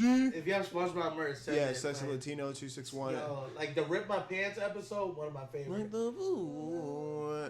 Like I fuck with SpongeBob. Like, yeah. I watch SpongeBob now, but I remember when I was like in the 7th grade, I was like, "Yo, I'm too cool for this." Yeah. Nah, it was definitely that. It wasn't even like predicated on anything. It was. But just shout like, out to like this, like The Simpsons carried me for a long time. Well, that was an adult cartoon. I watched The Simpsons, but that was like cool. I mean, my mom let me watch. I don't know how crazy my daughter was. They used to give that shit right before the news. I remember that shit was crazy. You'd be watching like The Simpsons, boom, boom, boom, boom, boom. You're like watching this shit, whatever, and then that shit would just cut to black, and it'd be like breaking news: 14 people found dead. I'm like, ah. I was like so pissed. I'm like, yo, how did it transition to the news like right afterwards? Like, do you remember that shit when we were like real young? It used to be like on the news at 10 and be like, it's 10 o'clock. Do you know where your kids are? Yeah. That shit was mad creepy. Mad weird. You remember that? Like, here at the WB. Yeah. Here's your WB. And they'd be like, by the way, it's 10 o'clock. Yeah. Do you Nah, know I where remember, your kids are? yo, I remember. Or the Sarah McLachlan commercials? Yo. It'd be like 2 in the morning, be like, 'cause you're my angel, and you're my, for a limited time only, in the next 15 minutes. Yo, them shits will wake me up. Or it'd be like the George Lopez shit. Oh my God. It's a little hot. Bum, bum, bum, I remember. bum. I wake up at 3 in the morning like, bum, bum, bum, bum, bum, bum, bum. Bum, bum, bum, bum, bum. The thing about the Sarah McLachlan thing is like, if you've owned a dog, your dog has looked like any dog in that. No. It's just sad music. It's just sad music. It's just sad music. It's like that, and then I remember when I was in college, I was like, it's just the music, and then I played like a video of like a baby laughing with that, and I was like, this is sad. Yeah, but you know what's crazy? That They've been doing that shit on TikTok they too. still give those commercials. Like, is there still dogs being neglected? Because I feel like I legit just had this convo with my dad. Yeah, where's the African? We just turned off cable today. Yeah. So they give it. You've never seen the commercial in a while, right? I mean, I don't be watching it. Yeah, but they used to give the African They one. need to start doing them on like you know on like ads on YouTube. Yeah, like ads. I'm out here trying to watch like a Nardwuar. No, you're trying to watch a video like yo the wrong keep one. On rocking in the free world, and it's like yeah. Or I'd be like the wrong one found out like. You know what I'm saying? Like, I love those. Yeah. The wrong ones on WorldStar. Yeah, shout out World to Star WorldStar. compilation. Shout out to the wrong ones. Nah, people don't understand about World Star compilations, man. We lived in an era that if you watch a World Star compilation, it would end with a bad, thick mama. That was like just right around the time twerking. when. That was like right around the time when like Vine was a thing. So they were like, technically like Vine / like World.com. It'll be just compilations of fights, people getting cursed out, people quitting, pranks, and then at the end, it's just thick. She's just throwing it back. And if you were with a group of guys, you'd be like, yo, this shit's kind of sus. Like, why are we all watching this in the same room? But it wasn't that we were watching it together. It was just, it will always end. So my thing is I would skip those, like, also because I high-key watch porn. Like, let's just get that out the way.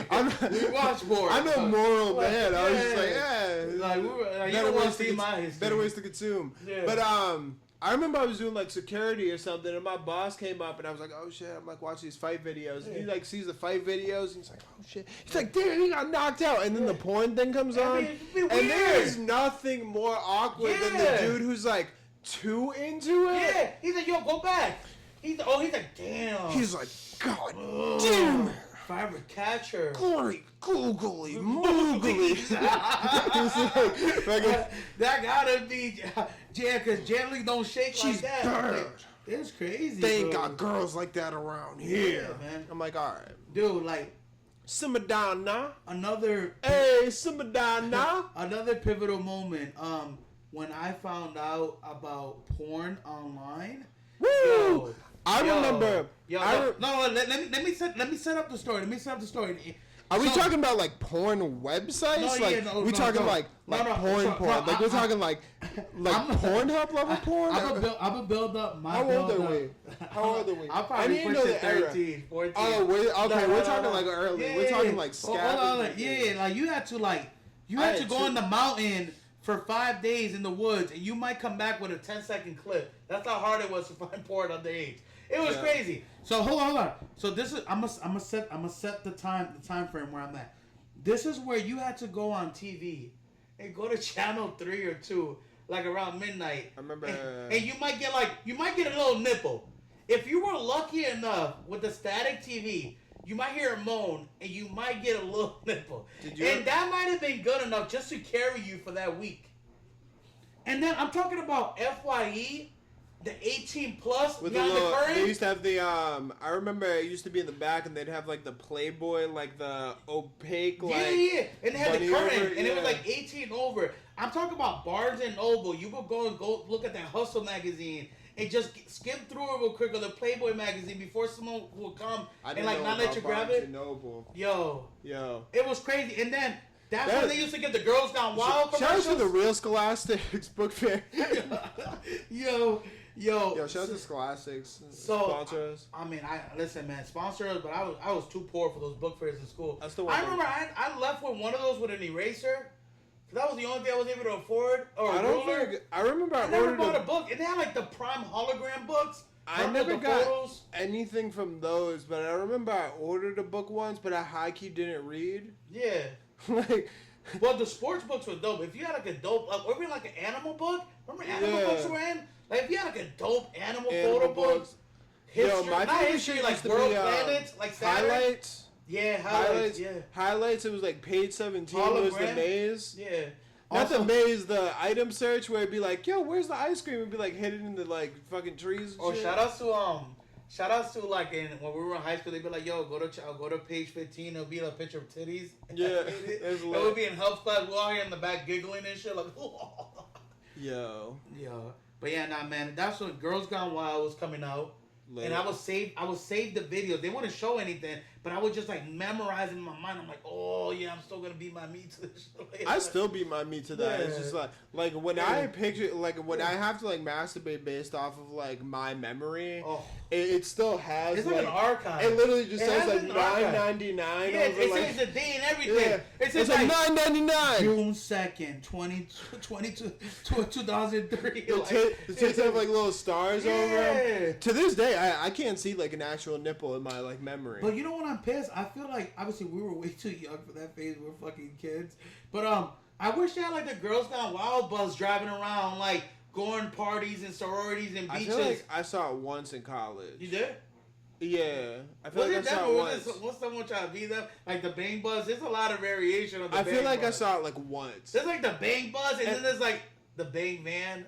It was like in college, but I was too young to like do anything. Because you join college at like 18. So like I was just get my share in order. I'm paying for this shit. I was just like walking by and I was like, oh shit, it's the Girls Gone Wild bus. And then I just kept on going. Was there any bitches outside?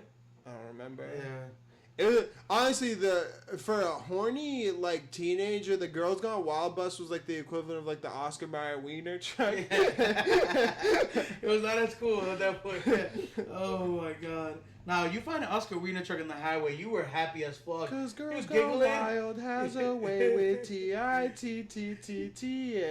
You will find yourself giggling, bro, when you see the Oscar Wiener on the highway. You're like, Mom, look! You ever see it? I've seen it a couple times. I never seen it. Nah, I've seen it a couple times. They must have had it in Rochester. Nah, that shit was upstate New York shit. We got the Oscar Mayer hat. Yo, they had the glizzies? Oh, yo, glizzies. Show out there.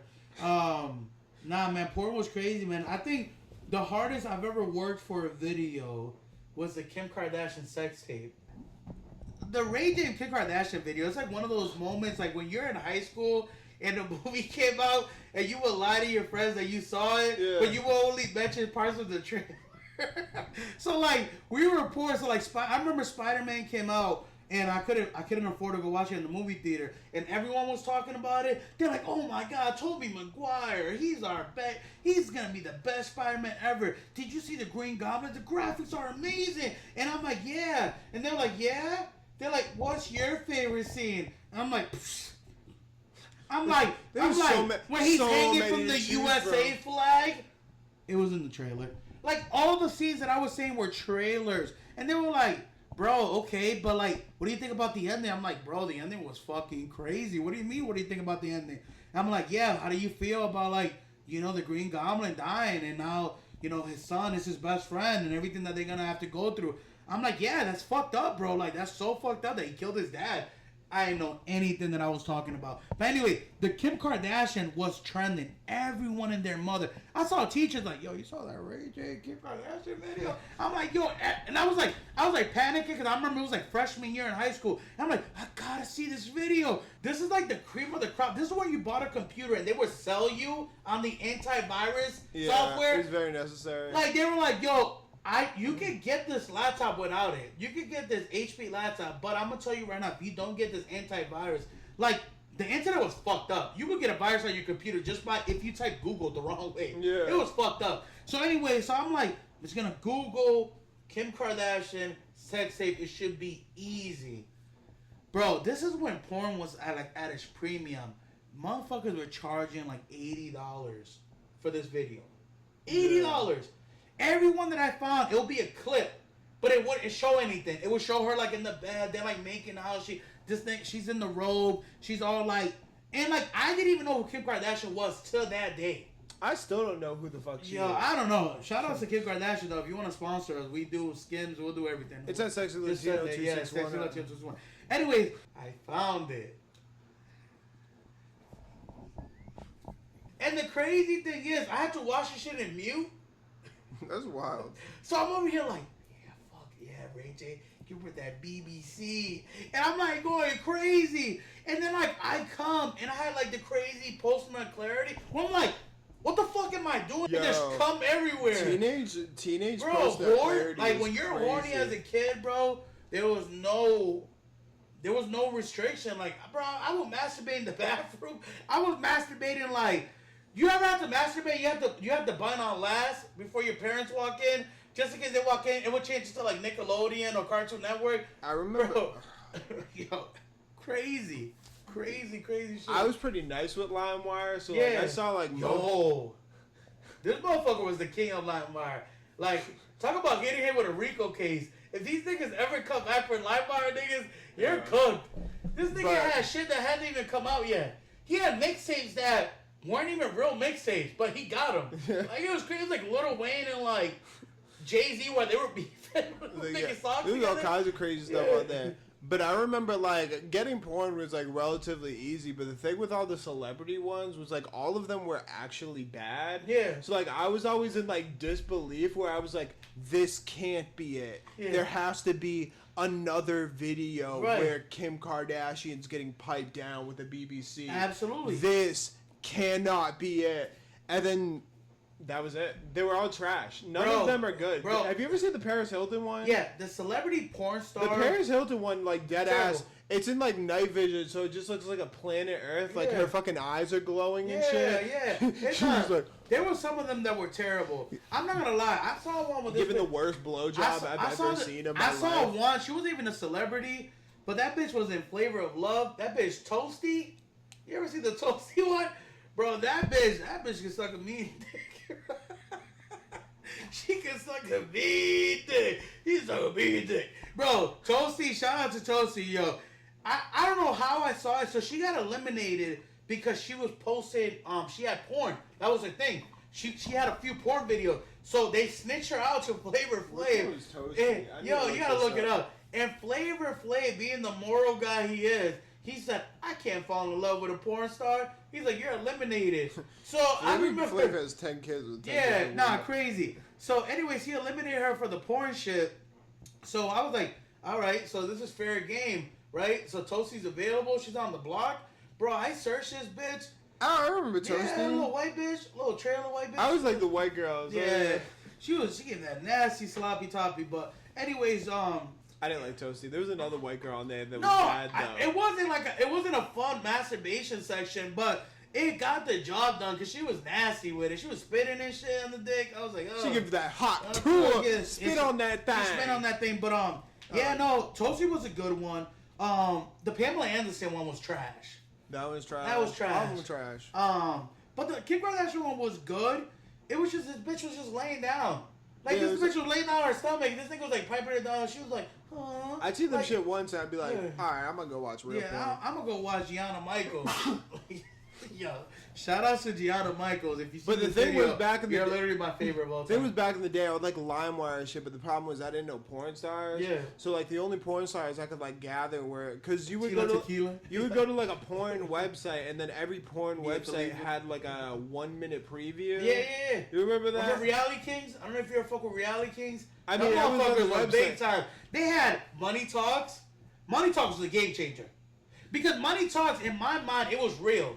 These niggas go to a jewelry store. I remember talking to you when you thought it was real. Oh, you was like, nah, God. bro, you don't understand. Like, you don't understand, bro. These guys cash. They're paying cash. You don't understand. Bro, I saw one. It's probably one of my favorite ones. Ever had a lot of childhood These memories niggas go to a this? Dominican restaurant. And I think you were a Dominican. gullible child. I was. Paranormal Activity, wrestling, Santa Claus, porn. Yo, I was in it for the story. Yo, so I'm out here like... It's like, what? They're not in love? I'm watching this video. They're like in a restaurant, and there's people eating. So I'm like, this has to be real. We have to know. Wait, yo. So these niggas call her in the back, and she's like a waiter. She's thick as fuck, Dominican chick, super thick. And they're like, yo, how much? And she's like, I don't know. My break is only 15 minutes. And they were like, nah, that will do, baby. How much? She's like, 600. They're like, oh no, will you do 4? And she's like, no, 600, but just blowjob. They're like, nah, but he wants to do more. It should be like 1,000. Yo, I literally was watching a prostitution negotiation on TV in my teenage year. I'm like, this is lit. Like, this is dope as fuck. Like, I'm watching illegal crime. Yo, these motherfuckers paid this bitch $1,000 and they fucked this bitch all over in the back in the kitchen. I'm gonna tell you, it was so bad that if Danny Taffer walked in from Bar Rescue, he was shutting that bitch down. Shut it down! Shut it down! What is it? These niggas were fucking in the stovetop grill. Like, these niggas were fucking near the fries and shit. Bro, my it was biggest crazy. issue with this is the logistics. Like, I don't know. And there was people outside. And like, people were I know you had a 15 minute. I minute. ordered my Diet Coke. Where the fuck is it? I know you've had a 15-minute breaks before. They go way too quick to be good. Yeah. And like one thing, I don't know if you noticed, one thing about, like when I started figuring out that porn They've been was fucking fake, for 17 minutes. That's what ruined Abel's thing. He's like, oh, she you know would when I have been found out fired. porn was fake?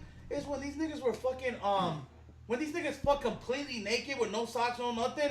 I'm like, bro, no one fucks like that. Like completely naked. Like, I'm keeping my socks on. I'm keeping something on. I'm keeping like my underwear towards my knees. I've been with the chick who takes socks out with. Yeah, like completely like. But you knew it was fake because just through the boxer hole. Nah. You knew it was fake because the POVs were crazy. I'm like, wait, there's a cameraman there. How is this real? They're fucking in the bathroom. Like, it was fucking crazy. But yo, shout out to Pornhub, X videos. I remember. I remember with my porn awakening, it was fuck. It's the same bitch in a different video. You're like, ah. No, I always knew it was fake. I don't know. I know. But you have to believe the story to like for it to arouse me. I had to believe it was real. Oh, I just wanted to see cool shit. I was like, where's the fucking pool table? You ever been disgusted by porn? Like you like watching. I've only been disgusted by porn after I come. Yeah. Nah, there's definitely been times that I feel bad for her. Like gangbangs, I can't do gangbangs.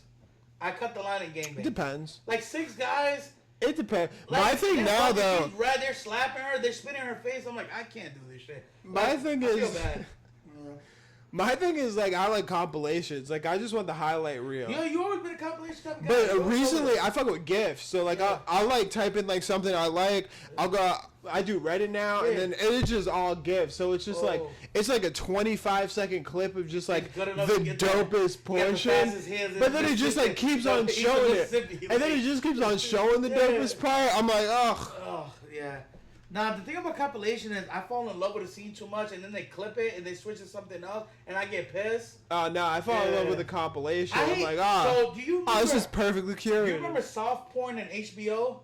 I remember that. Real sex. I thought that was real. Yo. Finesse. Yo, the soft porn. Fooled me. I saw one that her torso was clearly to the left of him, and he was like humping.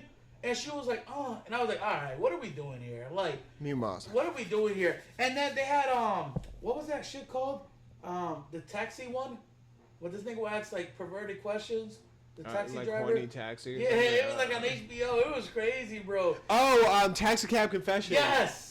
That my favorite one wasn't even like the sex ones are fun because like bitch will like flash up like sometimes. But my favorite ones, I remember there was like a homeless lady and she was talking about how she decapitated a dude like super casually. Here, like, it was a little vibe. Admitted to a crime on he's like. There was that. There was like real sex, and real sex was like interesting because it was like documentary style. Yeah, like a couple in New York. They're like, hey, you guys got a few seconds to answer questions. That was one of them. Like some of them would be like super sexual. Other ones would just be like, I make clay sculptures of penises and then I blow them. I remember I saw one. This girl, she like peeled a carrot, then just like used it as a dildo. Oh yeah, it was lit. You know what? You know what was one of the the biggest disappointment for me was watching Sex in the City and finding out there's no porn scenes. I never watched Sex in the City. No, so I remember because I used to search for different Finessed shit. again.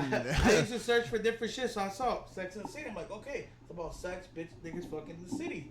Yo, so tell me why I fucking watched 3 seasons of this shit, and I was like, where the fuck are they gonna fuck?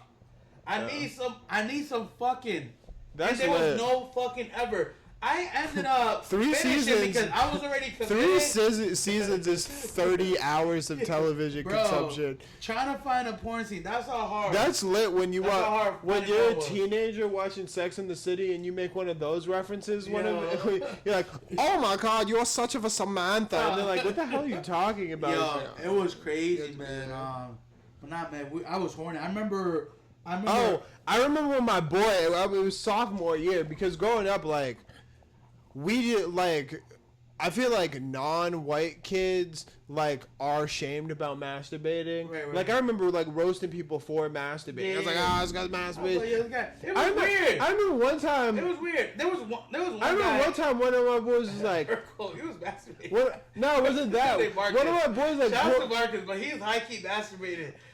I remember Lewis pulled me aside and he was like, yo, this motherfucker told me he masturbates. Yeah. I was like, yeah, it's crazy. Wild. But I remember in college, that's when I started hanging out with white kids, and these motherfuckers don't care. They're like, I just masturbated right now. I remember one of my boys who was like, I remember this motherfucker super casual in combo. He wasn't even dropping anything to me. He was like, yeah, I'm probably just gonna go. He's like, I watch XXN. And he's like, go masturbate. Yeah, no, masturbation definitely was normalized as we got older. He was like, what website do you use? And I was like, yeah.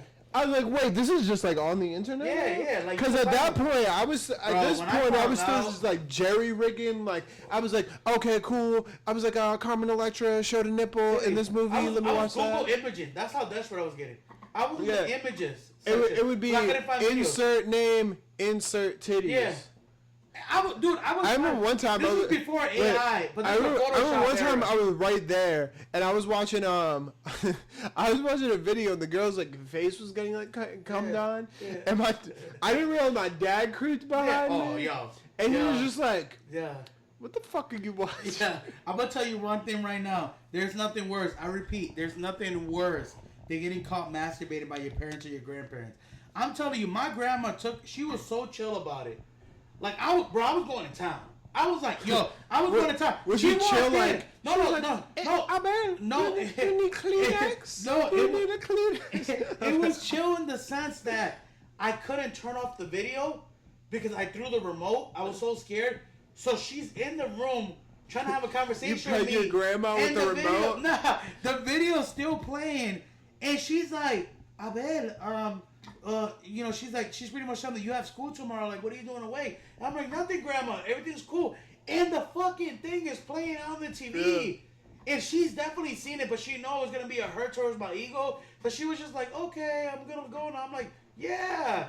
Bro, I was so soft afterwards. It was fucking crazy. I was like, yo, I'm never like. I was so disappointed in myself. I was disgusted. I'm like, what the fuck am I doing? Like, I need to find Jesus, bro. This shit's crazy. That was a lie. I definitely masturbated. I definitely went back to that video. But what I was gonna say is Charter Communication, these slick motherfuckers.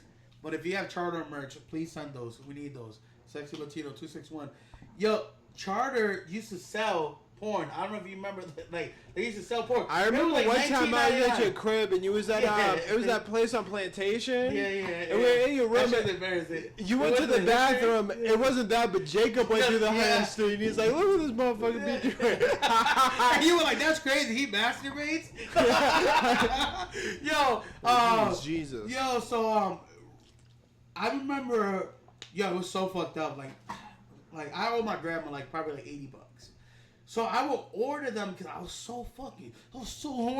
I was so fucking horny. I was like, I gotta watch porn. Like, it's been a while. Cost my parents no money. No, hold on. This is the chill part, and this is the not so chill part about Charter.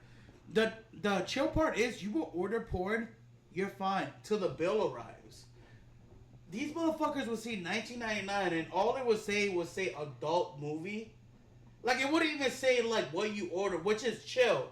Because I was ordering shit like super chill. 2 Latinas get banged by Big BC in the airport. It was fucking crazy. Like it was like Bin Laden fucks Mia Khalifa. It was fucking crazy. The titles were disgusting. Some of the titles were like, after I came, like posted on the canal, I was like, what the fuck is wrong with me? Like, yo, like gangbang? Like big black cocks? Like what am I doing? Like I'm 16 years old. Like this is bullshit. And the crazy thing is, I will come quick. I'm a quick comer. I don't think I've ever finished the video. I never finished a video. The fucking video is an hour long, and I will watch the first 5 minutes, masturbate, and then be like, "Fuck! How am I gonna pay this $20? I feel like how am I gonna pay this $20? I feel like when it comes to masturbating to porn, it's kind of like candy at the movie theater. It's expensive, but you need it. It's like that, but it also doesn't really sneak it in. It also doesn't really make it past the credits. Yeah. No, it's 100%. It's like if you buy candy, you're eating that shit during the trailers. Like one time the movie starts, you're like that's why I can't buy M&Ms. You know when you buy like official porn, it's like they have like it has like the previews, and then they also have like the theme song music. You know what it is? Yeah. Yo. Nah, that's how it was. Remember when we used to go to FYE and they would only play like 50 seconds of the song? Yeah. They wouldn't play the whole song so you could buy the album. That's how it was, bro. Like that shit was way too quick, but I was like, that's more than. And the thing was, that's how I feel about OnlyFans girls. I was like, don't show them too much now. Yeah, the thing about Charter too that sucks is they only let you keep the movie for 24 hours. So after 24 hours, you would lose $20. You would get an ass whooping, and you would lose the video. So that shit was trash. Like, yo, I remember like going back to. And then the thing was that I was ordering that shit in the living room. So like I had to like masturbate with my grandma, go do errands, but I have to keep an eye out to make sure she don't walk in on me. Yeah. She was crazy, like, cause I didn't have Charter in my room. I had a TV in my room, but I had like I don't know, PS1 or whatever it was, but I didn't have cable in my room. Like the cable was always set up in the living room. Yeah. So that was the only box that we were able to order from, which is crazy risky if you think about it. Got family over, everyone's watching America's Funniest Videos, and then you get the notification. Oh. You don't have to think about it. Yo. You don't have to think about it. That shit's crazy, dog. Like, oh, man. It's crazy if you think about it. Just being your meat in the room that everyone hangs out in. Holiday? Yeah. Yo, it's crazy, bro. Like, I respect it. During Thanksgiving. Yo, that's an icebreaker right there. He's like, we got turkey and you out here being your meat. You worried about the wrong gravy. You're worried about the wrong meat. Oh, man. But nah, man. Shout out to porn, man. Porn. I think porn has also got me out of a lot of scenarios. There's been times, like, you know, I'll be talking to a chick. She's like, hey, pull up on me. I'm like, oh, bet. How far are you? An hour away. You're like, all right, let's test this out. If you fucking masturbate and you still have the willpower. I never do the pre-beat. Nah, if you have the willpower to still want to go fuck this bitch after masturbating, it's worth it. I can never do it. Masturbate, I can never do it. If you masturbate and you and you come to your senses, and you're like, this bitch isn't even that fine like that though. Oh. Like you can't. My thing is like morally I couldn't do it because I want Sweet Baby to get the sweetest of nectars. I can't waste the I can't. Nah, you want to get that fresh nectar. I can't waste the primo load. Yo. Testing the waters, you know what I mean? Nah, I feel like girls don't want to get neglected of the primo load. But I think I had to get that pre-nut out the way because I'm telling you one thing. When I get that pre-nut out the way, I last way longer. If I'm making out with this chick, the first nut, I want to get this out the way right now. Any girl that sees, I don't give a fuck because I want to let you know what you're getting into. My first nut is quick. First one, my quick first. Let's get it out the way. Let's regroup. Mine's is like it's like preview to, you know that part where he's like let me just break you off with a little preview to the remix. Yeah. And then I hit him with the remix. You know? This is the remix of Nation. Yeah. So that pre-cum, bro. It energizes me. I gotta hit him with it. Because that pre-cum has been marinating there. They need it. Because first of all, I'm always horny. I'm not horny right now because that's weird. But these darlings. Yeah. All right. These babes. All right, Paul. All right, beautiful babies, beautiful darlings. These beautiful tall glasses of milk. Do you want that primo, or do you want?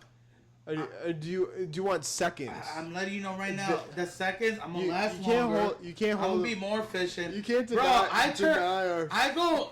Think about it like this. I go from shooting free throws like Shaq to shooting free throws like Steph Curry. If I get that pre-cum out the way, I'm lasting longer and I'm more efficient. Oh, see, what I do is I tear the hoop down and then I just dunk on the other hoop. Ooh. I got shattering backboards. Got shattering backboards on here. Shattering backboards. Okay, Come Shaq. on now. Okay, Come Shaq on Attack. Yo, shout out to Shaq. Yo, get us in your podcast too. We need invites. Any invites you could get us. You can reach out to a PR guy at Sexy Latino. Yeah, Sexy Latino. Sexy Latino. We should just pin Sexy Latino and just use that as the email for the podcast. All right, let's get back to some local shit because we're gonna have some local audience hopefully watch this episode because we need clips. Yeah, we're gonna cut these into clips. So now this is the clip where we just start talking about Worcester.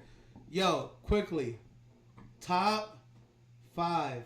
I'm so bad. No, hold on. Top 5 nightlife places in Worcester. Past, it doesn't matter what age that you got to experience in Worcester. You go one, I go one, and we'll go back and forth. What was the one with the bull? Salty Dog Saloon. That's. No, we gotta get in. Let's get into. Go ahead. You said top. Top. No. But I just want you to say it. I didn't know if we were drafting. No. Damn, you got the Michael Jordan of drafting. If we're drafting, I'm taking Salty Dog. You got LeBron James. Yeah, Salty Dog's crazy. Just set the setting because obviously right now Salty Dog is not open. It used to be in Kelly Square.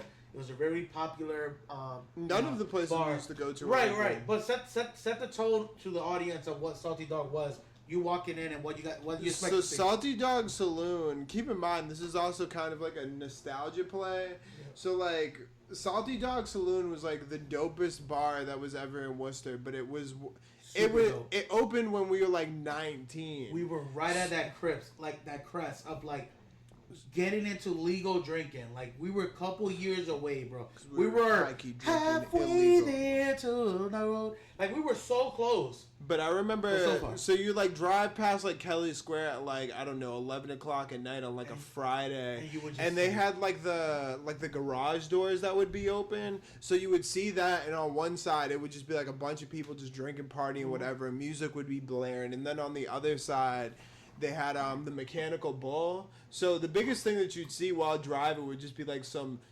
drunk slut. No, but if you think some drunk girl just like riding a Mechanical Bull as like a 19-year-old who's like just starting to party, you're like, this is it. Yo, think about it like this. If you ever see the movie Project X, that's how I felt. It was that. Like it gave me. It was Project X on sedatives. On Jose Canseco's on steroids. Like my version of Salty Dog, walking in, the floor disgusting. Like, there's pebbles, rocks, mud. Because it was, like you said, it had the overhead garage doors. So if it rained and shit...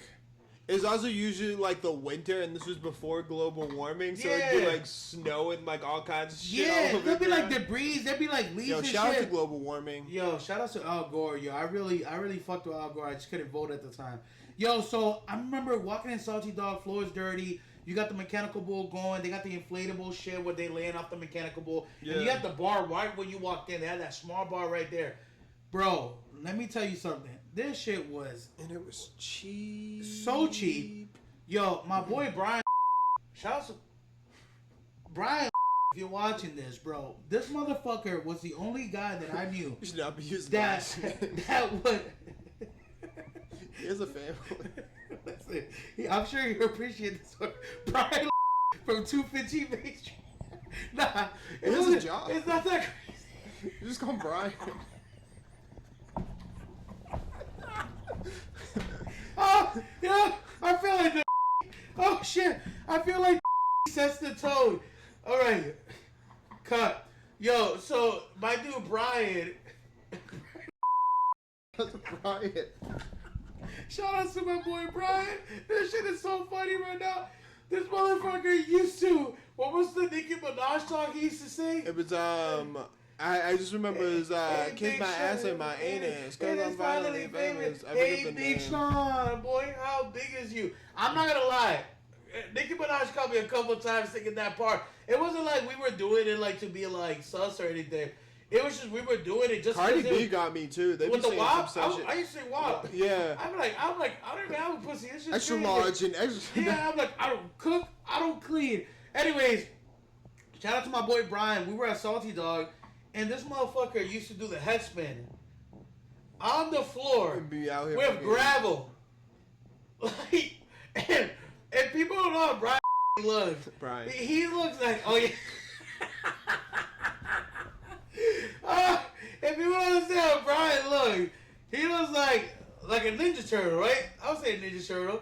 That's fair. Jack, Big, Jack, bald, wide, bald. Batista, like High-key Ninja Turtle might have been OD. High key doxing. Yeah, yeah, like Donatello, like the strong one. Yo, so he was out here doing the head spin. That's the part that I don't get. This shit was crazy. It was a different time to be alive. All right, number two. Number two. Oh, I think I know what he's gonna say, guys. I think I know. It's perfect game. Oh, It's perfect game. oh, set the for the people who wish to set. Tell them where it was set up. Tell them the vibes. Tell them the aura. So perfect The game aura. was like there was a period where like Super small. It was a place to be though, but it yeah. was super small. The lines? And there would just be like a crazy line. So I remember like you get there, it'd be like December, it'd be like negative 15 degrees out, and I'd be in my like 15.99 fucking like Marshalls Eyes on button up sweater. shirt. Shout out to Eyes on Columbia sweater. Shirt I literally just picked up from like Marshalls, just like waiting in line. And then we knew the like bouncer low key because we were Low-key. there like every weekend. Shit was a vibe. So we'd be like shooting the shit with him, and then you walk in, and on one side it was like a bar where people just Sit kind of down. talk, like no Sit one down. was really there. I never And it really was like fucked with that it was side. like a circuit. Yeah, it's because we're. But going on the other side was like literally transform over to Narnia. But it was like one of It was those a whole different circular spot. bars, and then you like. It was like a small hallway. This way was the bathroom, and then over here was the bar, and then it bathroom. opened up. And it was. I remember one time I was in that bathroom, and the lines were always crazy. Motherfucker used to hover. This motherfucker, I go to the bathroom so fucking much. Like once I Yeah. break the seal, it's Yeah. over. But I remember I was waiting in line, no lie, like 15 minutes, and this motherfucker's like, "Yo, fuck this." This is a white He in dude. the sink? Motherfucker started peeing in the trash, Oh, and he yeah. looks back and he goes, "Nah, it's chill. I'm an entrepreneur." I was Yo. like, "Bro, what?" Yo, those So, vibes. anyways, there was like this long ass bar like against this back wall, and then there was like a window. No lie, the dance floor was probably like 10 feet wide, 10 by 10, maybe 15. 11. Yeah. Maybe 11 by But 15. it had that open window where But you the could, window would you open, Were flex. so it'd be like If you were in there, you were still in line. it'd be hot as fuck. But then the window would be open. It'd be like 15 degrees Oh, out, so feel you great. get like a nice fucking Yeah, breeze. and you don't have to leave. And the motherfuckers be talking shit from outside. Ugh. It Bro, was and then vibe. the bar was right there. Because they were so small. Yeah. So the bar was, so you walked It to was the so bar. hard to get to. Yeah, yeah. That's when I used to be carrying 4 or 5 I used beers to carry at once. 4 beers at a time. You have 3 under this arm, 3 under this arm. And then I'll try to give him a beer. They'd be so warm. Piss warm. They'd be so warm. But it's because I didn't want to deal with waiting and walking back because I was always been a bigger guy. So he would navigate through people like nothing. And he was tall. But I'm like shorter. I was a worm. I was like slithering like through he would like people's leave me shit. behind and he'll look at me like, yo, where you at? I'm like, bro, I'm like fighting for my life back here trying to get through these people. But anyways, I will carry 4 or 5 years. So music wise, the music was dope. The dance section was dope. The security guard that worked there, we ended up actually following him to another place, which I'm sure we're gonna get into too. He ended up like working at the other spot too. But perfect game, man. On a Friday, Thursday night, Saturday night, you had to get there before 11:30 because the lines were crazy. The lines, it was such a vibe, bro. It was the place to be, and then across the street you had Canal. Yeah, Canal. Well, not that. Oh, across the Whiskey on street, nah. It was like we didn't go there, but it was that bar where people would talk. You know what I'm talking about? I forget the name of it. Oh, yeah. But it's like literally across the street from where Perfect I know Game what was, you're and then talking they about. had like Yeah, the background. Yeah, I know what you're talking about. All the white kids used to go there. Was it Barney Steve? The Barney? Motherfuckers just guessing. Barney. Shout out to my nigga Barney. He's like, was it Was Was it the salty game? Alright, I'll do the next one. But that was the vibe. And then people would like come back and forth. Yeah. I'll set the tone. About Union Tavern. I knew you were gonna say Union Tavern. Yo, listen. Union Tavern is MILF galore. Turn boys into men. MILF galore. Honestly, Union Tavern, listen, there'll be a party bus that will pull up. My close rates at the Union Tavern were insane. Yo, Union Tavern. This guy was like the Mariano Rivera closing at the Union Tavern. He was like, call to the bullpen, 9th inning. We're up 1 run. We got to close it down. Call the bullpen. Cause this guy's closing. I get baseball. Yo, listen. Union Tavern, for those that don't understand, was MILF galore. It was like MILF galore. You're not going in there. You might bump into a few younger. It was minimal, like 28 and plus. And at the time we were 23, 28 and plus. Automatic 1 or 2 kids, single mom, just trying to party, birthday party, wedding, bachelorette party, whatever. Union Tavern. Yo, it was crazy. It was a vibe. Small, it was so security dope. guard, Millie rocking, super chill dude. I don't think there was ever fights there. It was like right next to Mai Tai. It was super chill. They had a like, pool table in the back, which we found out about super late. They had a pool table. They had a lounge in the back, so there was like chairs outside. Outside smoking area, I think in the back, yep. I never chilled back there, but I was like dancing. Yeah. So. Union Tavern, man, right near Mai Tai's. So people sometimes will get out of Mai Tai, scoot over, whatever it was. That was the play. Hit Scorpion Bowl, Mai Tais, maybe an app. Hit Union Tavern, and then stay there. Eventually, like and hit up Denny's afterwards. Or yo, what you know about the Denny's nachos? Nah. You don't understand. Shout out to Edwin. This motherfucker right here. This motherfucker right to the right of me. Put me on something called a Moons or Miami, right? But you gotta get the maple syrup. You gotta get the fucking maple syrup. You gotta get maple syrup on the side. It's ridiculous. Yo, I got roasted so hard. When he first got it, I'm not gonna lie, we were all confused because we're like, bro, you're not eating pancakes. At the time, it was waffles and pancakes for maple syrup. I felt like, you know that meme where it's like, where the mom gets the kid the presents and she said she didn't? Yeah. I was over here eating like my wings over my hammy. I was like... Yeah, like a pride, yeah. And we were like... I was like, we were like, hey, everyone. He's eating a sandwich with maple syrup. Yo, just so y'all know, Moons Over My Hammy, it's like... It's an iconic sandwich, bro. It's like a grilled cheese with like ham in it. Eggs. Yeah, ham and eggs in it, yeah. It's like a melt. Yeah. But the eggs are fluffy. The ham gives you the salty. The cheese. The bread is toasted. To me... And then you would get fries on the side. To me, it felt like a no-brainer. Bro, when I dip, no diddy. When I dip my sandwich into that maple syrup for the first time, yo, I fell in love. Like, it was like, do you believe in love after love, after love, after love, after love? I was so excited. And then They're nachos. Listen, they're nachos. All right, so I want to make sure I get this square because people will be like, Are they like cheeseburger nachos? Is that what they are? I don't know. They were crazy. They were just. I think they were cheeseburger. I would go for some. I would go for some dang nachos right now. You can't. I know they closed. You can't. Shout out to the Honorable neighborhood mention. for fucking that one up. Honorable mention. Yo, listen. They just closed that. So I just want to get this squared away. I'm not saying Denny's is good sober. Let's just get this out the way. I've never had it sober. No, so. I've had it sober. I had it sober once in Florida. Ugh, brother. Brother, yo, it was not good because I tasted all the shit that made it delicious. If that makes sense. I tasted all the shit that I thought made it delicious, but it didn't. But it was because when you're intoxicated and you're feeling yourself, you're feeling nice, and you bite into that mousse over Miami with the dip of maple syrup, bro, that shit tastes like the best sandwich ever. You eat that shit sober, you're like, yo, what the fuck?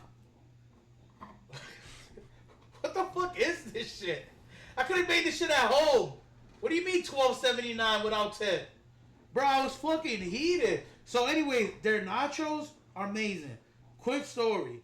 We get there. We're fucking like passed out drunk. He's like sleeping in the waiting because there used to be a waiting list. This motherfucker did not care. I did not care. He would sleep anywhere. He's like, yo, just wake me up when they call our name. I'm like, bet. So he would just taking pictures and shit. Yo, he was. Yo, if anyone has pictures of me sleeping at Denny's, you can send them to Sexy Latino 261. Yo, so this motherfucker was so crazy that he would sleep landscape in the bench, taking like 5 seats. Dead ass. Which is fuck. Like now that I think about it, I'm like crazy ballsy. Motherfuckers are just standing waiting for a seat, and this nigga's like landscape. There's an old lady in a walker standing. He's landscape. Yo, so they call us over. We get there. The waiter comes. He doesn't even let her talk. He's like, "Yo, nachos." She's like, "Okay, but what do you have to drink?" "I'll have a coffee, whatever we order." So and then we get she's bringing out the nachos. Yo, you guys gotta understand this story, bro. She hasn't even put the nachos on the table. She's like this, right? As soon as there's a table, he goes, "More nachos," and I'm like, "Motherfucker, we just got the nachos here." And she's like, "Wait, excuse me." He's like, "Yes, more nachos." I've never had I feel like you don't understand. They try to stop me with the same passion you try to stop a drunk driver from going home. Trying to stop Tony from, like, when Tony's drunk, trying to stop him from doing traffic cops. Yo, that's an inside joke. That's crazy. Anyway, yo, the nachos just hit the table. More.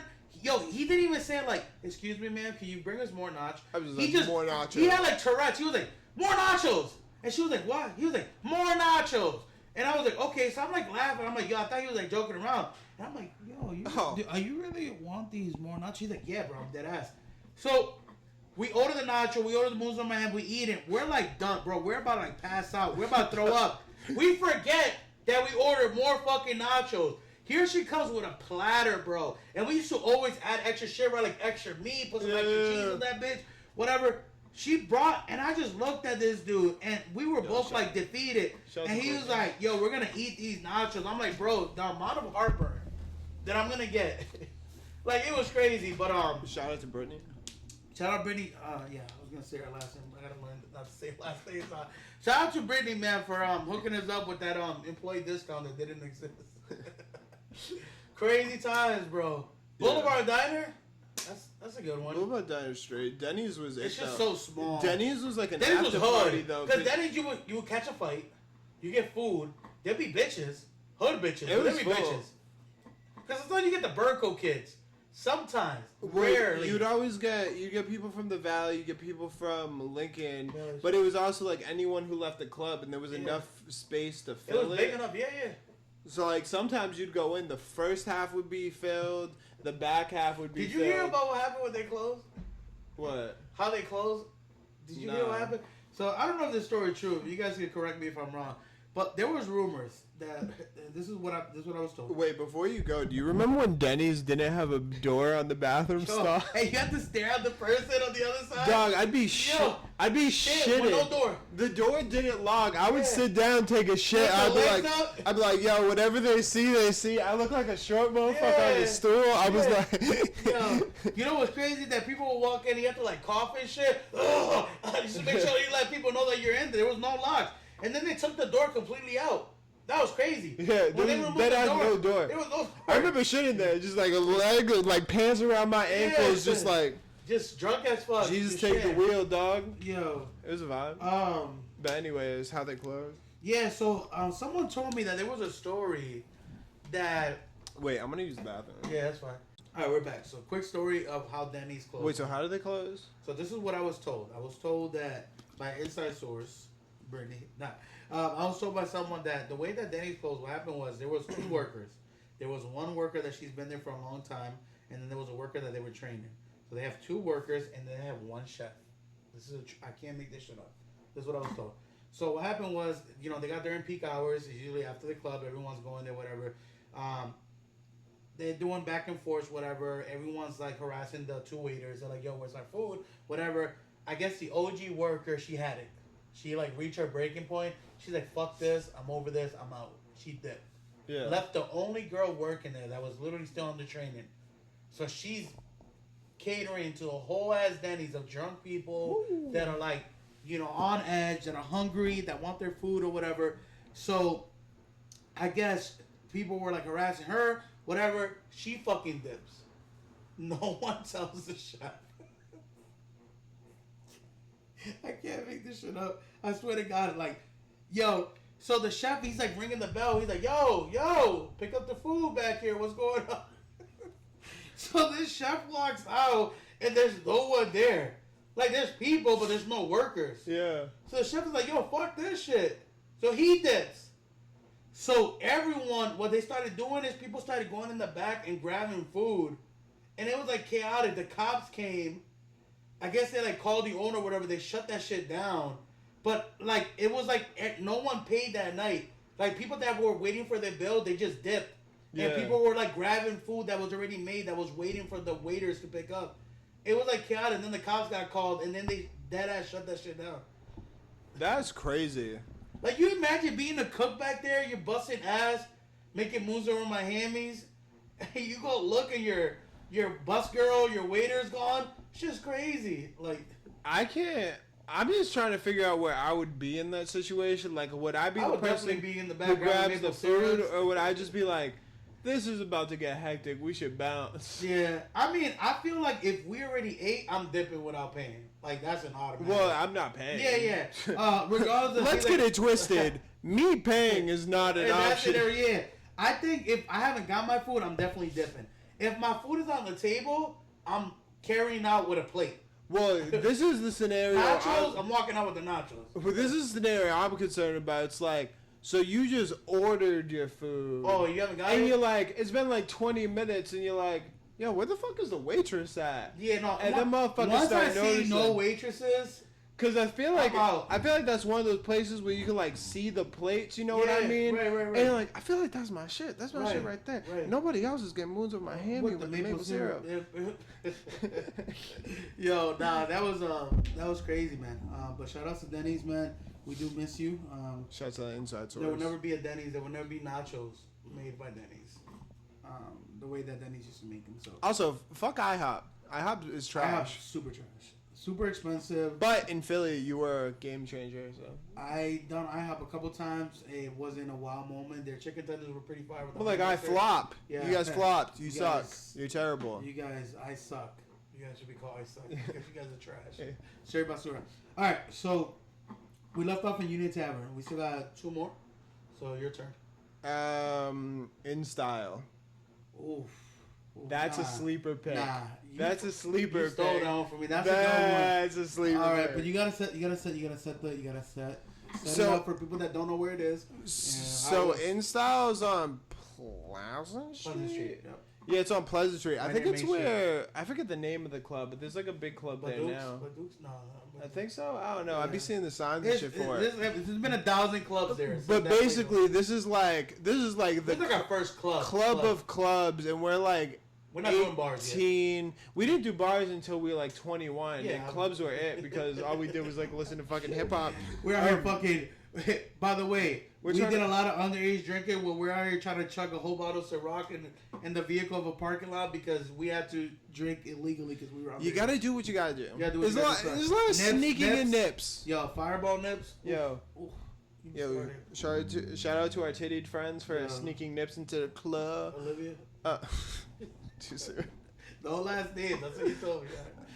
No, remember when she got frisked by that young man Providence? In Providence, they had a metal detector. They had a male and female metal detector. I was like, and then they frisked our girl Olivia, and they frisked her. And they frisked her good because she had them shits hidden. She had like 12 nips. Yeah, I remember she was crying and shit. I was like, I was sad. We could not order. That was an automatic signal. Like, why were we doing that? They had a metal detector. Yeah, it's because you high key lost your fake ID. I did though. Quick story. This motherfucker over here got me on this website. To order these. ID Chief. To order these fake IDs. And then I gotta say the story. I know we don't want to sidetrack, but this is a fucking hilarious story. So. He has a girl from college that she's like managing like the ordering the IDs. We have to pay her. She orders them, whatever. She was like the middle woman, right? Instead of the middleman. She was the one that would get us the IDs. I feel like if anything, I was the middleman. Yeah. Anyways, but you have to contact her at some point. She was the one in charge of the payment or whatever. Well, that's what it seemed on my end. So, anyways, this motherfucker goes. We're in a group chat, and he thought he was just texting me. And then he goes, it wasn't even like crazy, but at the time, like, people would get upset if you said anything remotely behind their back. So he was like, yo, hey, Abel, give me the money so I could pay this dumb bitch. Like, I did not say this dumb bitch. I said this bitch. Yeah, this bitch. Okay. Tomatoes. Yo, he called her a bitch. Yo, this thing. I was calling everyone bitch this back then. This motherfucker called me so quick. Like, before the message you received, he was like, yo! I remember that morning. He called me, he was like, yo, bro. I was like, yo, that's crazy. He was like, fuck it, bro. It's already been done. Like, I gotta see this bitch later anyways. Like, yo, shit was so funny, bro. Like, it was that ass, like, maybe like 8 o'clock in the morning. Yeah. That shit was lit. So the way I lost my ID, and the reason why we ended up there, and before we get to Insta, this is already like 3-4 story, side story. I had the fake ID. I walk in so confident. I put Connecticut as the place that I was living. Both of us were Connecticut. Yeah, we had a Connecticut ID, so we had to use a Connecticut address. You hikey did not remember any of the information. I didn't remember the zip code. I remember the street address. I didn't remember the date of birth that I used, and that's what fucked me up. He was like, yo, what's your date of birth? And I gave my date of birth. And he was like, what? And I'm like, what? I'm like, what's going on? What's the big deal? He's like, you're under 21. I'm like, no, I'm not. I'm clearly 23. He was like, say the year again. And I'm like, did I say 91? I meant 88. Bro, that shit did not work, bro. I ended up getting kicked out. They took my ID. And then we ended up in that hood-ass fucking... Well, the funny thing was, I set the ages to 23 because of Superbad. Yeah. Not everyone's 21. He's like, how many fucking 21-year-olds do you think are running around that's what we did 23, but we were like a young 23. I had like no facial beard. Like, I probably had the little chin strap. Like, I was tall and I had white hair, so I wasn't too worried. Nah, you were good. Even when they did question you were fucking prepared. Yeah, I remember my shit. Yeah. I remember one time you got in and our other friend got in, and like the dude was just quizzing me outside, and I was just like, I just rattled it off, and he was like, all right. Yeah. He's like, well, I'm gonna scan it, and if this doesn't scan, you're not getting in. I was like, run it. Yo, ballsy as fuck, bro. Well, they scanned. Yeah. They had the black light. They scanned. Yeah. They were legit. Yeah.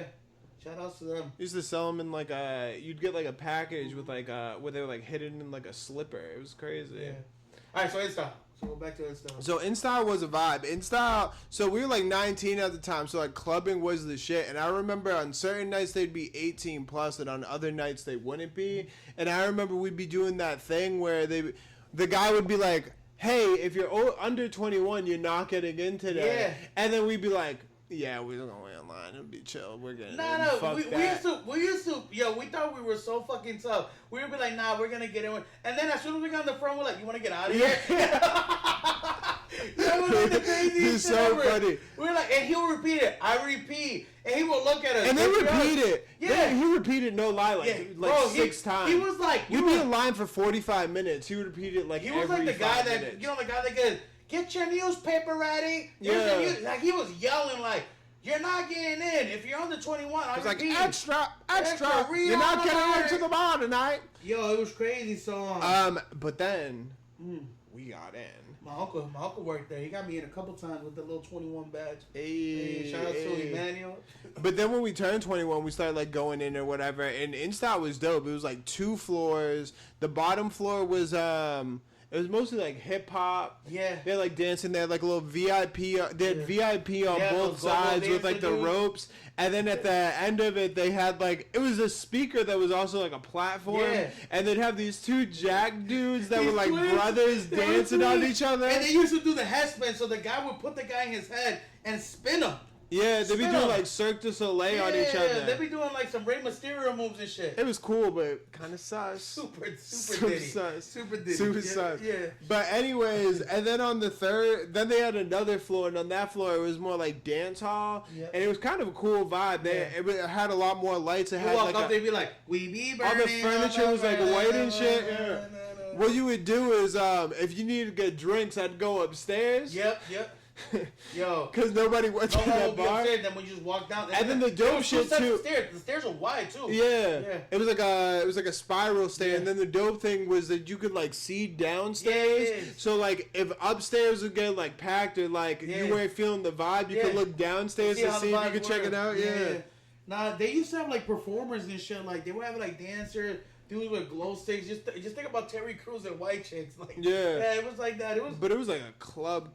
Like that was my Dominican phase. That's when I was wearing like loafers. When I was wearing like Ralph Lauren, I was wearing like slacks. Yeah, I was like definitely in my Dominican shit. I was on my Romeo Santo, like Prince Roy shit. Like at the time, because I remember all the photos that I have of us and Insta was like me dressed up, and we were both dressed up. Yeah, like button up, because they had a dress code.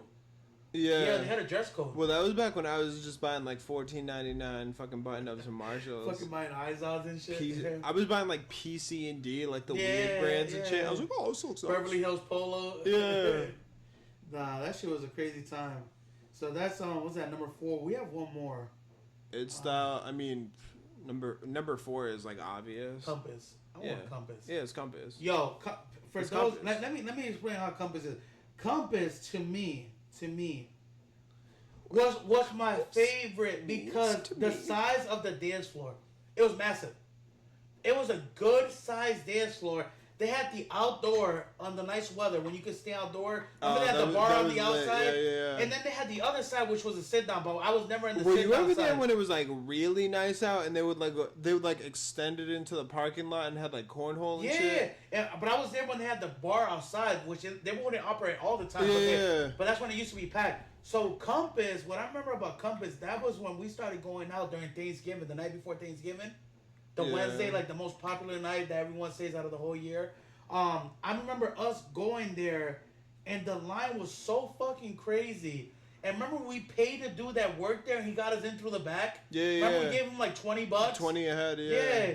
We ended up, it was free cover, but we ended up paying the guy that works the $20. He lifted the thing up, and we walked right on there. We were inside. Yeah. It was crazy. Just a word to the wise. If the line to the bar is in the shape of a J and not a line, like that shit's curving, bro, just pay somebody to get in. Yeah, just gotta pay. Bro, people are waiting there like, I remember going inside, and I'm like, yo, this motherfucker's still waiting out there. Like, certain people that we saw, like, oh, we'll see them coming in. We're like, damn, they were like behind us, or like they just got in. It was because what they were doing is they were at capacity, so they had to wait till a couple people left, and then they would bring people in. So it was crazy.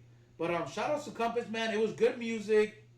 I like the dance floor. And they had that other side. The prices were decent. They also had that other side where like all the people would talk. It was that long ass the sit down part. It was a pain in the ass to walk through. If you had to use the bathroom. The bathrooms was near the coats. Yeah. I'm gonna go get the coats.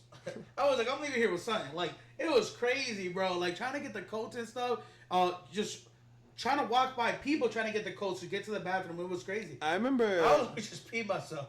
I remember. I'm like, I'm just gonna go pee myself. Cause the first time I ever like knowingly came out of a blackout was at Compass. Yeah. I remember like the night started. It was because it would usually start out. We usually get there like kind of early, so it wasn't like popping. Because we those Jaegers started rolling through. But anyways, I remember we did that. I did like a little pep talk because like I think Wolf of Wall Street was hot, so I was just like on that vibe. And then I just remember the next thing. I'm walking out of the bathroom. The bar is empty. And I'm like, man, tonight kind of sucked. Yeah. I was like, nothing really happened. It was really boring. I was like, but also, I feel like I was hit by a truck. Yeah. And then I wake up the next morning with that same feeling, and you call me up and you're like, dog, yo, you were fucking wild this last motherfucker night. right here to the right of me was dancing with a chick. I've never seen this before. He grabbed her by her ponytail, but like he was pulling back on her ponytail to like every time she would be grinding on him to put his head down, he would pull it back like to control, like he was controlling her with the ponytail. It was the most degrading shit I've ever seen in my life, and he was dancing with grenades and loving life. Like it was crazy. I vaguely remember. It was crazy. At the time, bro. I had no clue this happened. Right. Fun story. I matched her on Bumble, yeah. like dead ass, like 3 days after that. I was Yeah. like, you look bad familiar. Yeah, Then you we the chilled ponytail for a bitch? little bit. Yeah. And then, That bitch was built like that ponytail fighter from Mortal Kombat. What is it? fucking Shiva or what? Yeah. Oh. He's like, he's bad jacked and shit. Yeah. Bitch has like 4 arms. Yeah. Man. That matched on Tinder like 3 months ago. Yeah. Nah, So we're good. We're good. There was no hard feelings. All right, the last one. I'm gonna say. Was that not the one? Whiskey and water. That's 4. Oh, Whiskey on Wire. Yeah, I was never there for Jose Murphy's. We never went there. Yeah, no, I never was there. But Whiskey and water, second floor. You had no business on the first floor. The first floor. We tried to chill on the first floor yeah. once, and we felt like it was more expensive because we were remember- chilling. I remember one time I went there. So one of my exes, she brought her friend in town, and she was like, "Oh, I'll show you Worcester. It'll be a good time." And it was like a Sunday. We didn't even like go there to like party. And he was like, "Oh, we'll go over here. They have like good drinks." So we're just like drinking, and then the bartender's like talking to his friends, and one of the girls walks around the bar. So anyways, my ex's friend is sitting there, and she's like, "Oh, she got to go around the bar. I want to go around the bar." She's like, "What should I do?" Yeah. And then I was like, "I don't know if I can go around the bar." Right. And then she ended up walking around this fucking bar, and the bartender walked up to her immediately. I've never seen someone walk so fast. He was like, he was like, "Get from behind here. No, you can't be here. You can't be here, whatever." Yeah. And then she just goes shocked and goes into a tizzy, and she was like, "I can't believe it. This place is like racist." Da, da, da, da. Oh, and I was like, I was like, no. Behind the bar. I was like, you did something you're not supposed to fucking do. Yeah, and like the thing about bar etiquette is like they take their bar real serious. They're wiping that shit. Yeah. Out. They're cleaning it. I was like, you read the situation wrong. It's like you're fucked literally up. violating their like. But then that's like their throne back there. Dog, I remember she ended up getting into like an argument with my ex about it. She's like, you don't understand. I was like, in this situation, it's not fucking racist. And I was like, I don't fucking care. Yeah. Like, you know what I mean? So anyways, they were like still arguing for like 30 minutes. I remember I was like driving to the Union Station. Yeah. And they're still fucking going off. I'm just being quiet. I just started like blasting like Kendrick Lamar over them. I was like, listen, sit down, ho. I was like, be humble. I turned around. I was down. like, this conversation's over. Like, we're done. Y'all been going at it for 30 minutes. It was so fucking stupid. Nah, Whiskey on Water was definitely a vibe. Second floor, good music. The bathroom, I used to like post it kind of like towards the side near the bathroom. Always post near the bathroom. Right there. You gotta post near the bathroom. The bar was right there. The DJ was close enough. We had the windows so we could like look out on Water Street. The bathroom's right there. Good music, sticky floors, pretty cheap drinks. I don't think it was that expensive. It was always fun. It was cheap. I mean, I feel like I've done the most Jaeger bombs there for some reason. Yeah, definitely a lot of Jaeger bombs. That was the spot when I would like come back from Philly. Yeah. We always end up there. Even we were there with Jordan a couple times. I feel like every time I was going there, it was usually like celebratory because it was like, I'm back. Yeah. It was like the Worcester, welcome to Worcester back moment. Yeah. Yeah. For sure. Because there wasn't a lot of I feel like at that point when I was going to Whiskey on Water, at that point Perfect Game was gone. That was no longer a thing. It stopped being gone. I think Salty Compass Dog's was been gone. Compass was in the process of like leaving. I think they turned into District at that time. Yeah, at that point they were like, so if to us, like right now, if we were to go out, that's all I know is Whiskey on Water. I know that, and then like a hookah bars, like I mean, like a Finishis. There's like, White Eagle, but that's not. Yeah, I don't know if people really dance there. I don't think people dance like that there. I would say probably that because we don't do clubs, so you wouldn't catch us like in Badooks or Badooks or. But we might be. Yeah, we might be. But if you guys are trying to sponsor us, if you will sponsor, we'll take anything at this point. We're desperate. But yeah, no, those were good. Honorable mention. Boiler Room. Yo, shout out to my boy DJ Jack Frost, bro. DJ Jack Frost is still out there. I like DJ Jack Frost. He's still out there. I follow him on Instagram. The only thing about DJ Jack Frost is that his audience, unfortunately, and that's not a fault to him. His audience was hood as fuck. Yeah. His audience was hood. Like, I don't remember any fights great that DJ, though. Great mixing. I love, like, I heard him a couple times jamming 945. Like, great DJ. But the audience that he attract, no fault to him. Hood as fuck. Yeah. There was always fights. Shit will always get shut down in Boiler Room. If you wanted to go see a fight, you had to go to Boiler Room.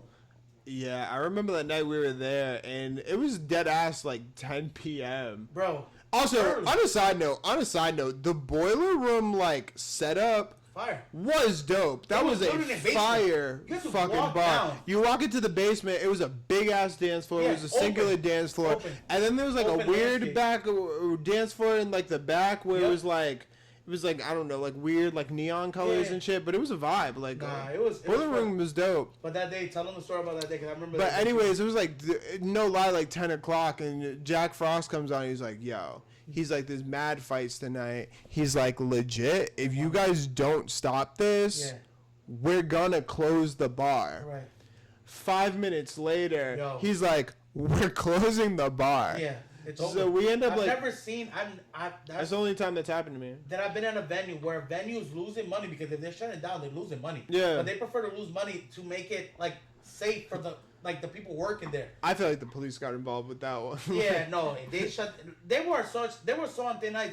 I don't think they lasted that long. They might have been there for a year. Also, Canal was dope. Canal was dope too. Canal was the kind of same setup, kind of basement. Canal was a little bit more proper, way more proper. Anything was more proper than Boiler Room, but it was a little bit more upscale. Canal was not proper. Huh? Canal was not proper. No, but it was more proper than Boiler Room. I mean, that doesn't say much. But I'm saying, Rikers Island is more proper. The Gotham City. Fuck it up. Crazy. But no, we end up going outside, and it's not like the fight stopped. I remember we were parked in front of Compass. Yeah. My car was right there. It was like me, you, maybe like Tony. We were just like chilling. There was a fight right in front of the car. Yeah. There was a fight in front of the club. There was a fight in the parking lot. I remember seeing a dude get tackled by a police officer. Yeah. I remember seeing a guy hitting a girl and a guy yelling "World Star." But that was more towards Canal. I remember seeing like somebody rear-ended a car in front of us. It was fucking chaos. Yeah, it was literally like, think about the Avengers when they crashed in New York. That's how I felt. Like people were running, people were screaming. There was kids by themselves. Like it was crazy. It looked like someone was told that they were gonna get the last Turbo Man, and everybody wanted it. And you out here fighting fucking Sinbad. Shout out to Sinbad. Yo, people say that Genie movie doesn't exist. That it's. I've never seen it. I've seen it. That shit exists, bro. It's a real movie. This is one of those things that isn't real, like wrestling. Nah, that shit is real. That shit is a real movie. I'm like, yeah, I saw that movie and I knew it wasn't a real movie. You can Google that shit right now, bro. We Genie. Yo, shout out to Blanket Man too. That's another. Shout out to Shaq. His first album has like legitimate features in it. Dude. He has like Method Man. He has a Notorious B.I.G. feature. Shout out to Will Smith. That motherfucker got a Grammy. Yeah, shout out to Will Smith. Oh, no, we canceling Will Smith. His rap career. I mean, his rap career was good. Like, help out your mom and dad so they could go ahead and buy some school supplies. What's like a good Will Smith song? What's a good Will Smith song? Welcome to Miami? Oh, yeah. I remember being like, what's his Benvenido a Miami? Motherfuckers be like, that one, just the two of us was like a sad one. That one's straight. I like the Wild Wild we West. don't argue. Parents just don't understand. The Wild Wild West. Ask her for her Adidas and she bought me zips. To the Wild Wild West. Who's on that track that's singing that? To the Wild Wild. Is it Cisco? I don't know. He's like the Wild Wild West. The Wild Wild West. That's funny. My favorite podcast uses that. Oh yeah. Imagine Secret Podcast. It's like wicked wow. They like start like every fucking podcast with it. Yeah. We need to figure out how terms of use go because that's a dope one. Wicked wow. We can start chili baby back ribs, chili baby back ribs, barbecue sauce. But yeah, that's the first episode. This was fun, man. We have, as you can see, We have a lot of stories. We're We're gonna try to break them down and stay relevant to the same story in the next episode. Probably not. For the first one, I think we did pretty good. Did I? I think we did so good that I might just send this to Sexy Latino 261. I mean, if you guys are gonna send anything, Sexy Latinos 261 Sexy Latino 261. We need is sponsors. the official email of the podcast. We need sponsors. Please subscribe. Please watch us. We have a lot of funny videos. We're gonna talk about. We will have funny videos. We're gonna talk about a little bit about everything. I don't think there's. Is there any restrictions? Anything we should lay it off on? Or I mean, I'm not getting super political, okay. but No, yeah. We're gonna stay away from the politics, okay? This is a non-political, political podcast. So, Trump 24. That's crazy.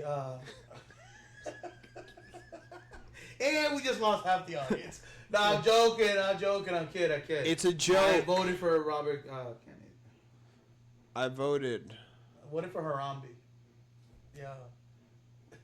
Yo, voted for shout Joe out to Exotica. Shout out to the people who waited in line and just voted for a random person. I know, wasted a whole ass vote. Shout out to the people that didn't vote for psychedelics. Mickey Mouse. I want him to be president. That'd be hilarious. I want Patrick to be the president. Yo, Abel's knows what voices now. Oh, just in time for the podcast, baby. He's been practicing.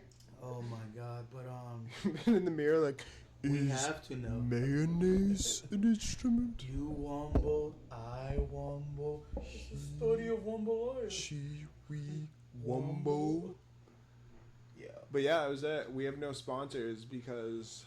Yeah, we fucking suck and This is we're Ricky poor. Day. Please help us. Please. Like, this is our last resort. Like, this is it. It's either this or we join the army. So... Also, if you watch this podcast and you thought, hey, this is corny, you've been thinking about it for years and been too afraid to do it, so eat a dick. Yeah, we're taking a risk here. This is a financial risk. A professional risk. Yes. Like, okay, maybe I haven't invested anything yet. He's invested on all the equipment. But, I kind of low-key had most of this stuff. Okay. Long story short, you're going to see more of us. Either if you like it or not, unfortunately. Yeah. But or hopefully not. you like it. Or not. Depends not. on what the algorithm does. Depends where we land. Yeah, so let's stop talking before we only get left with Brian. Yeah, so that's the podcast. Thank you. Adios. Arrivederci.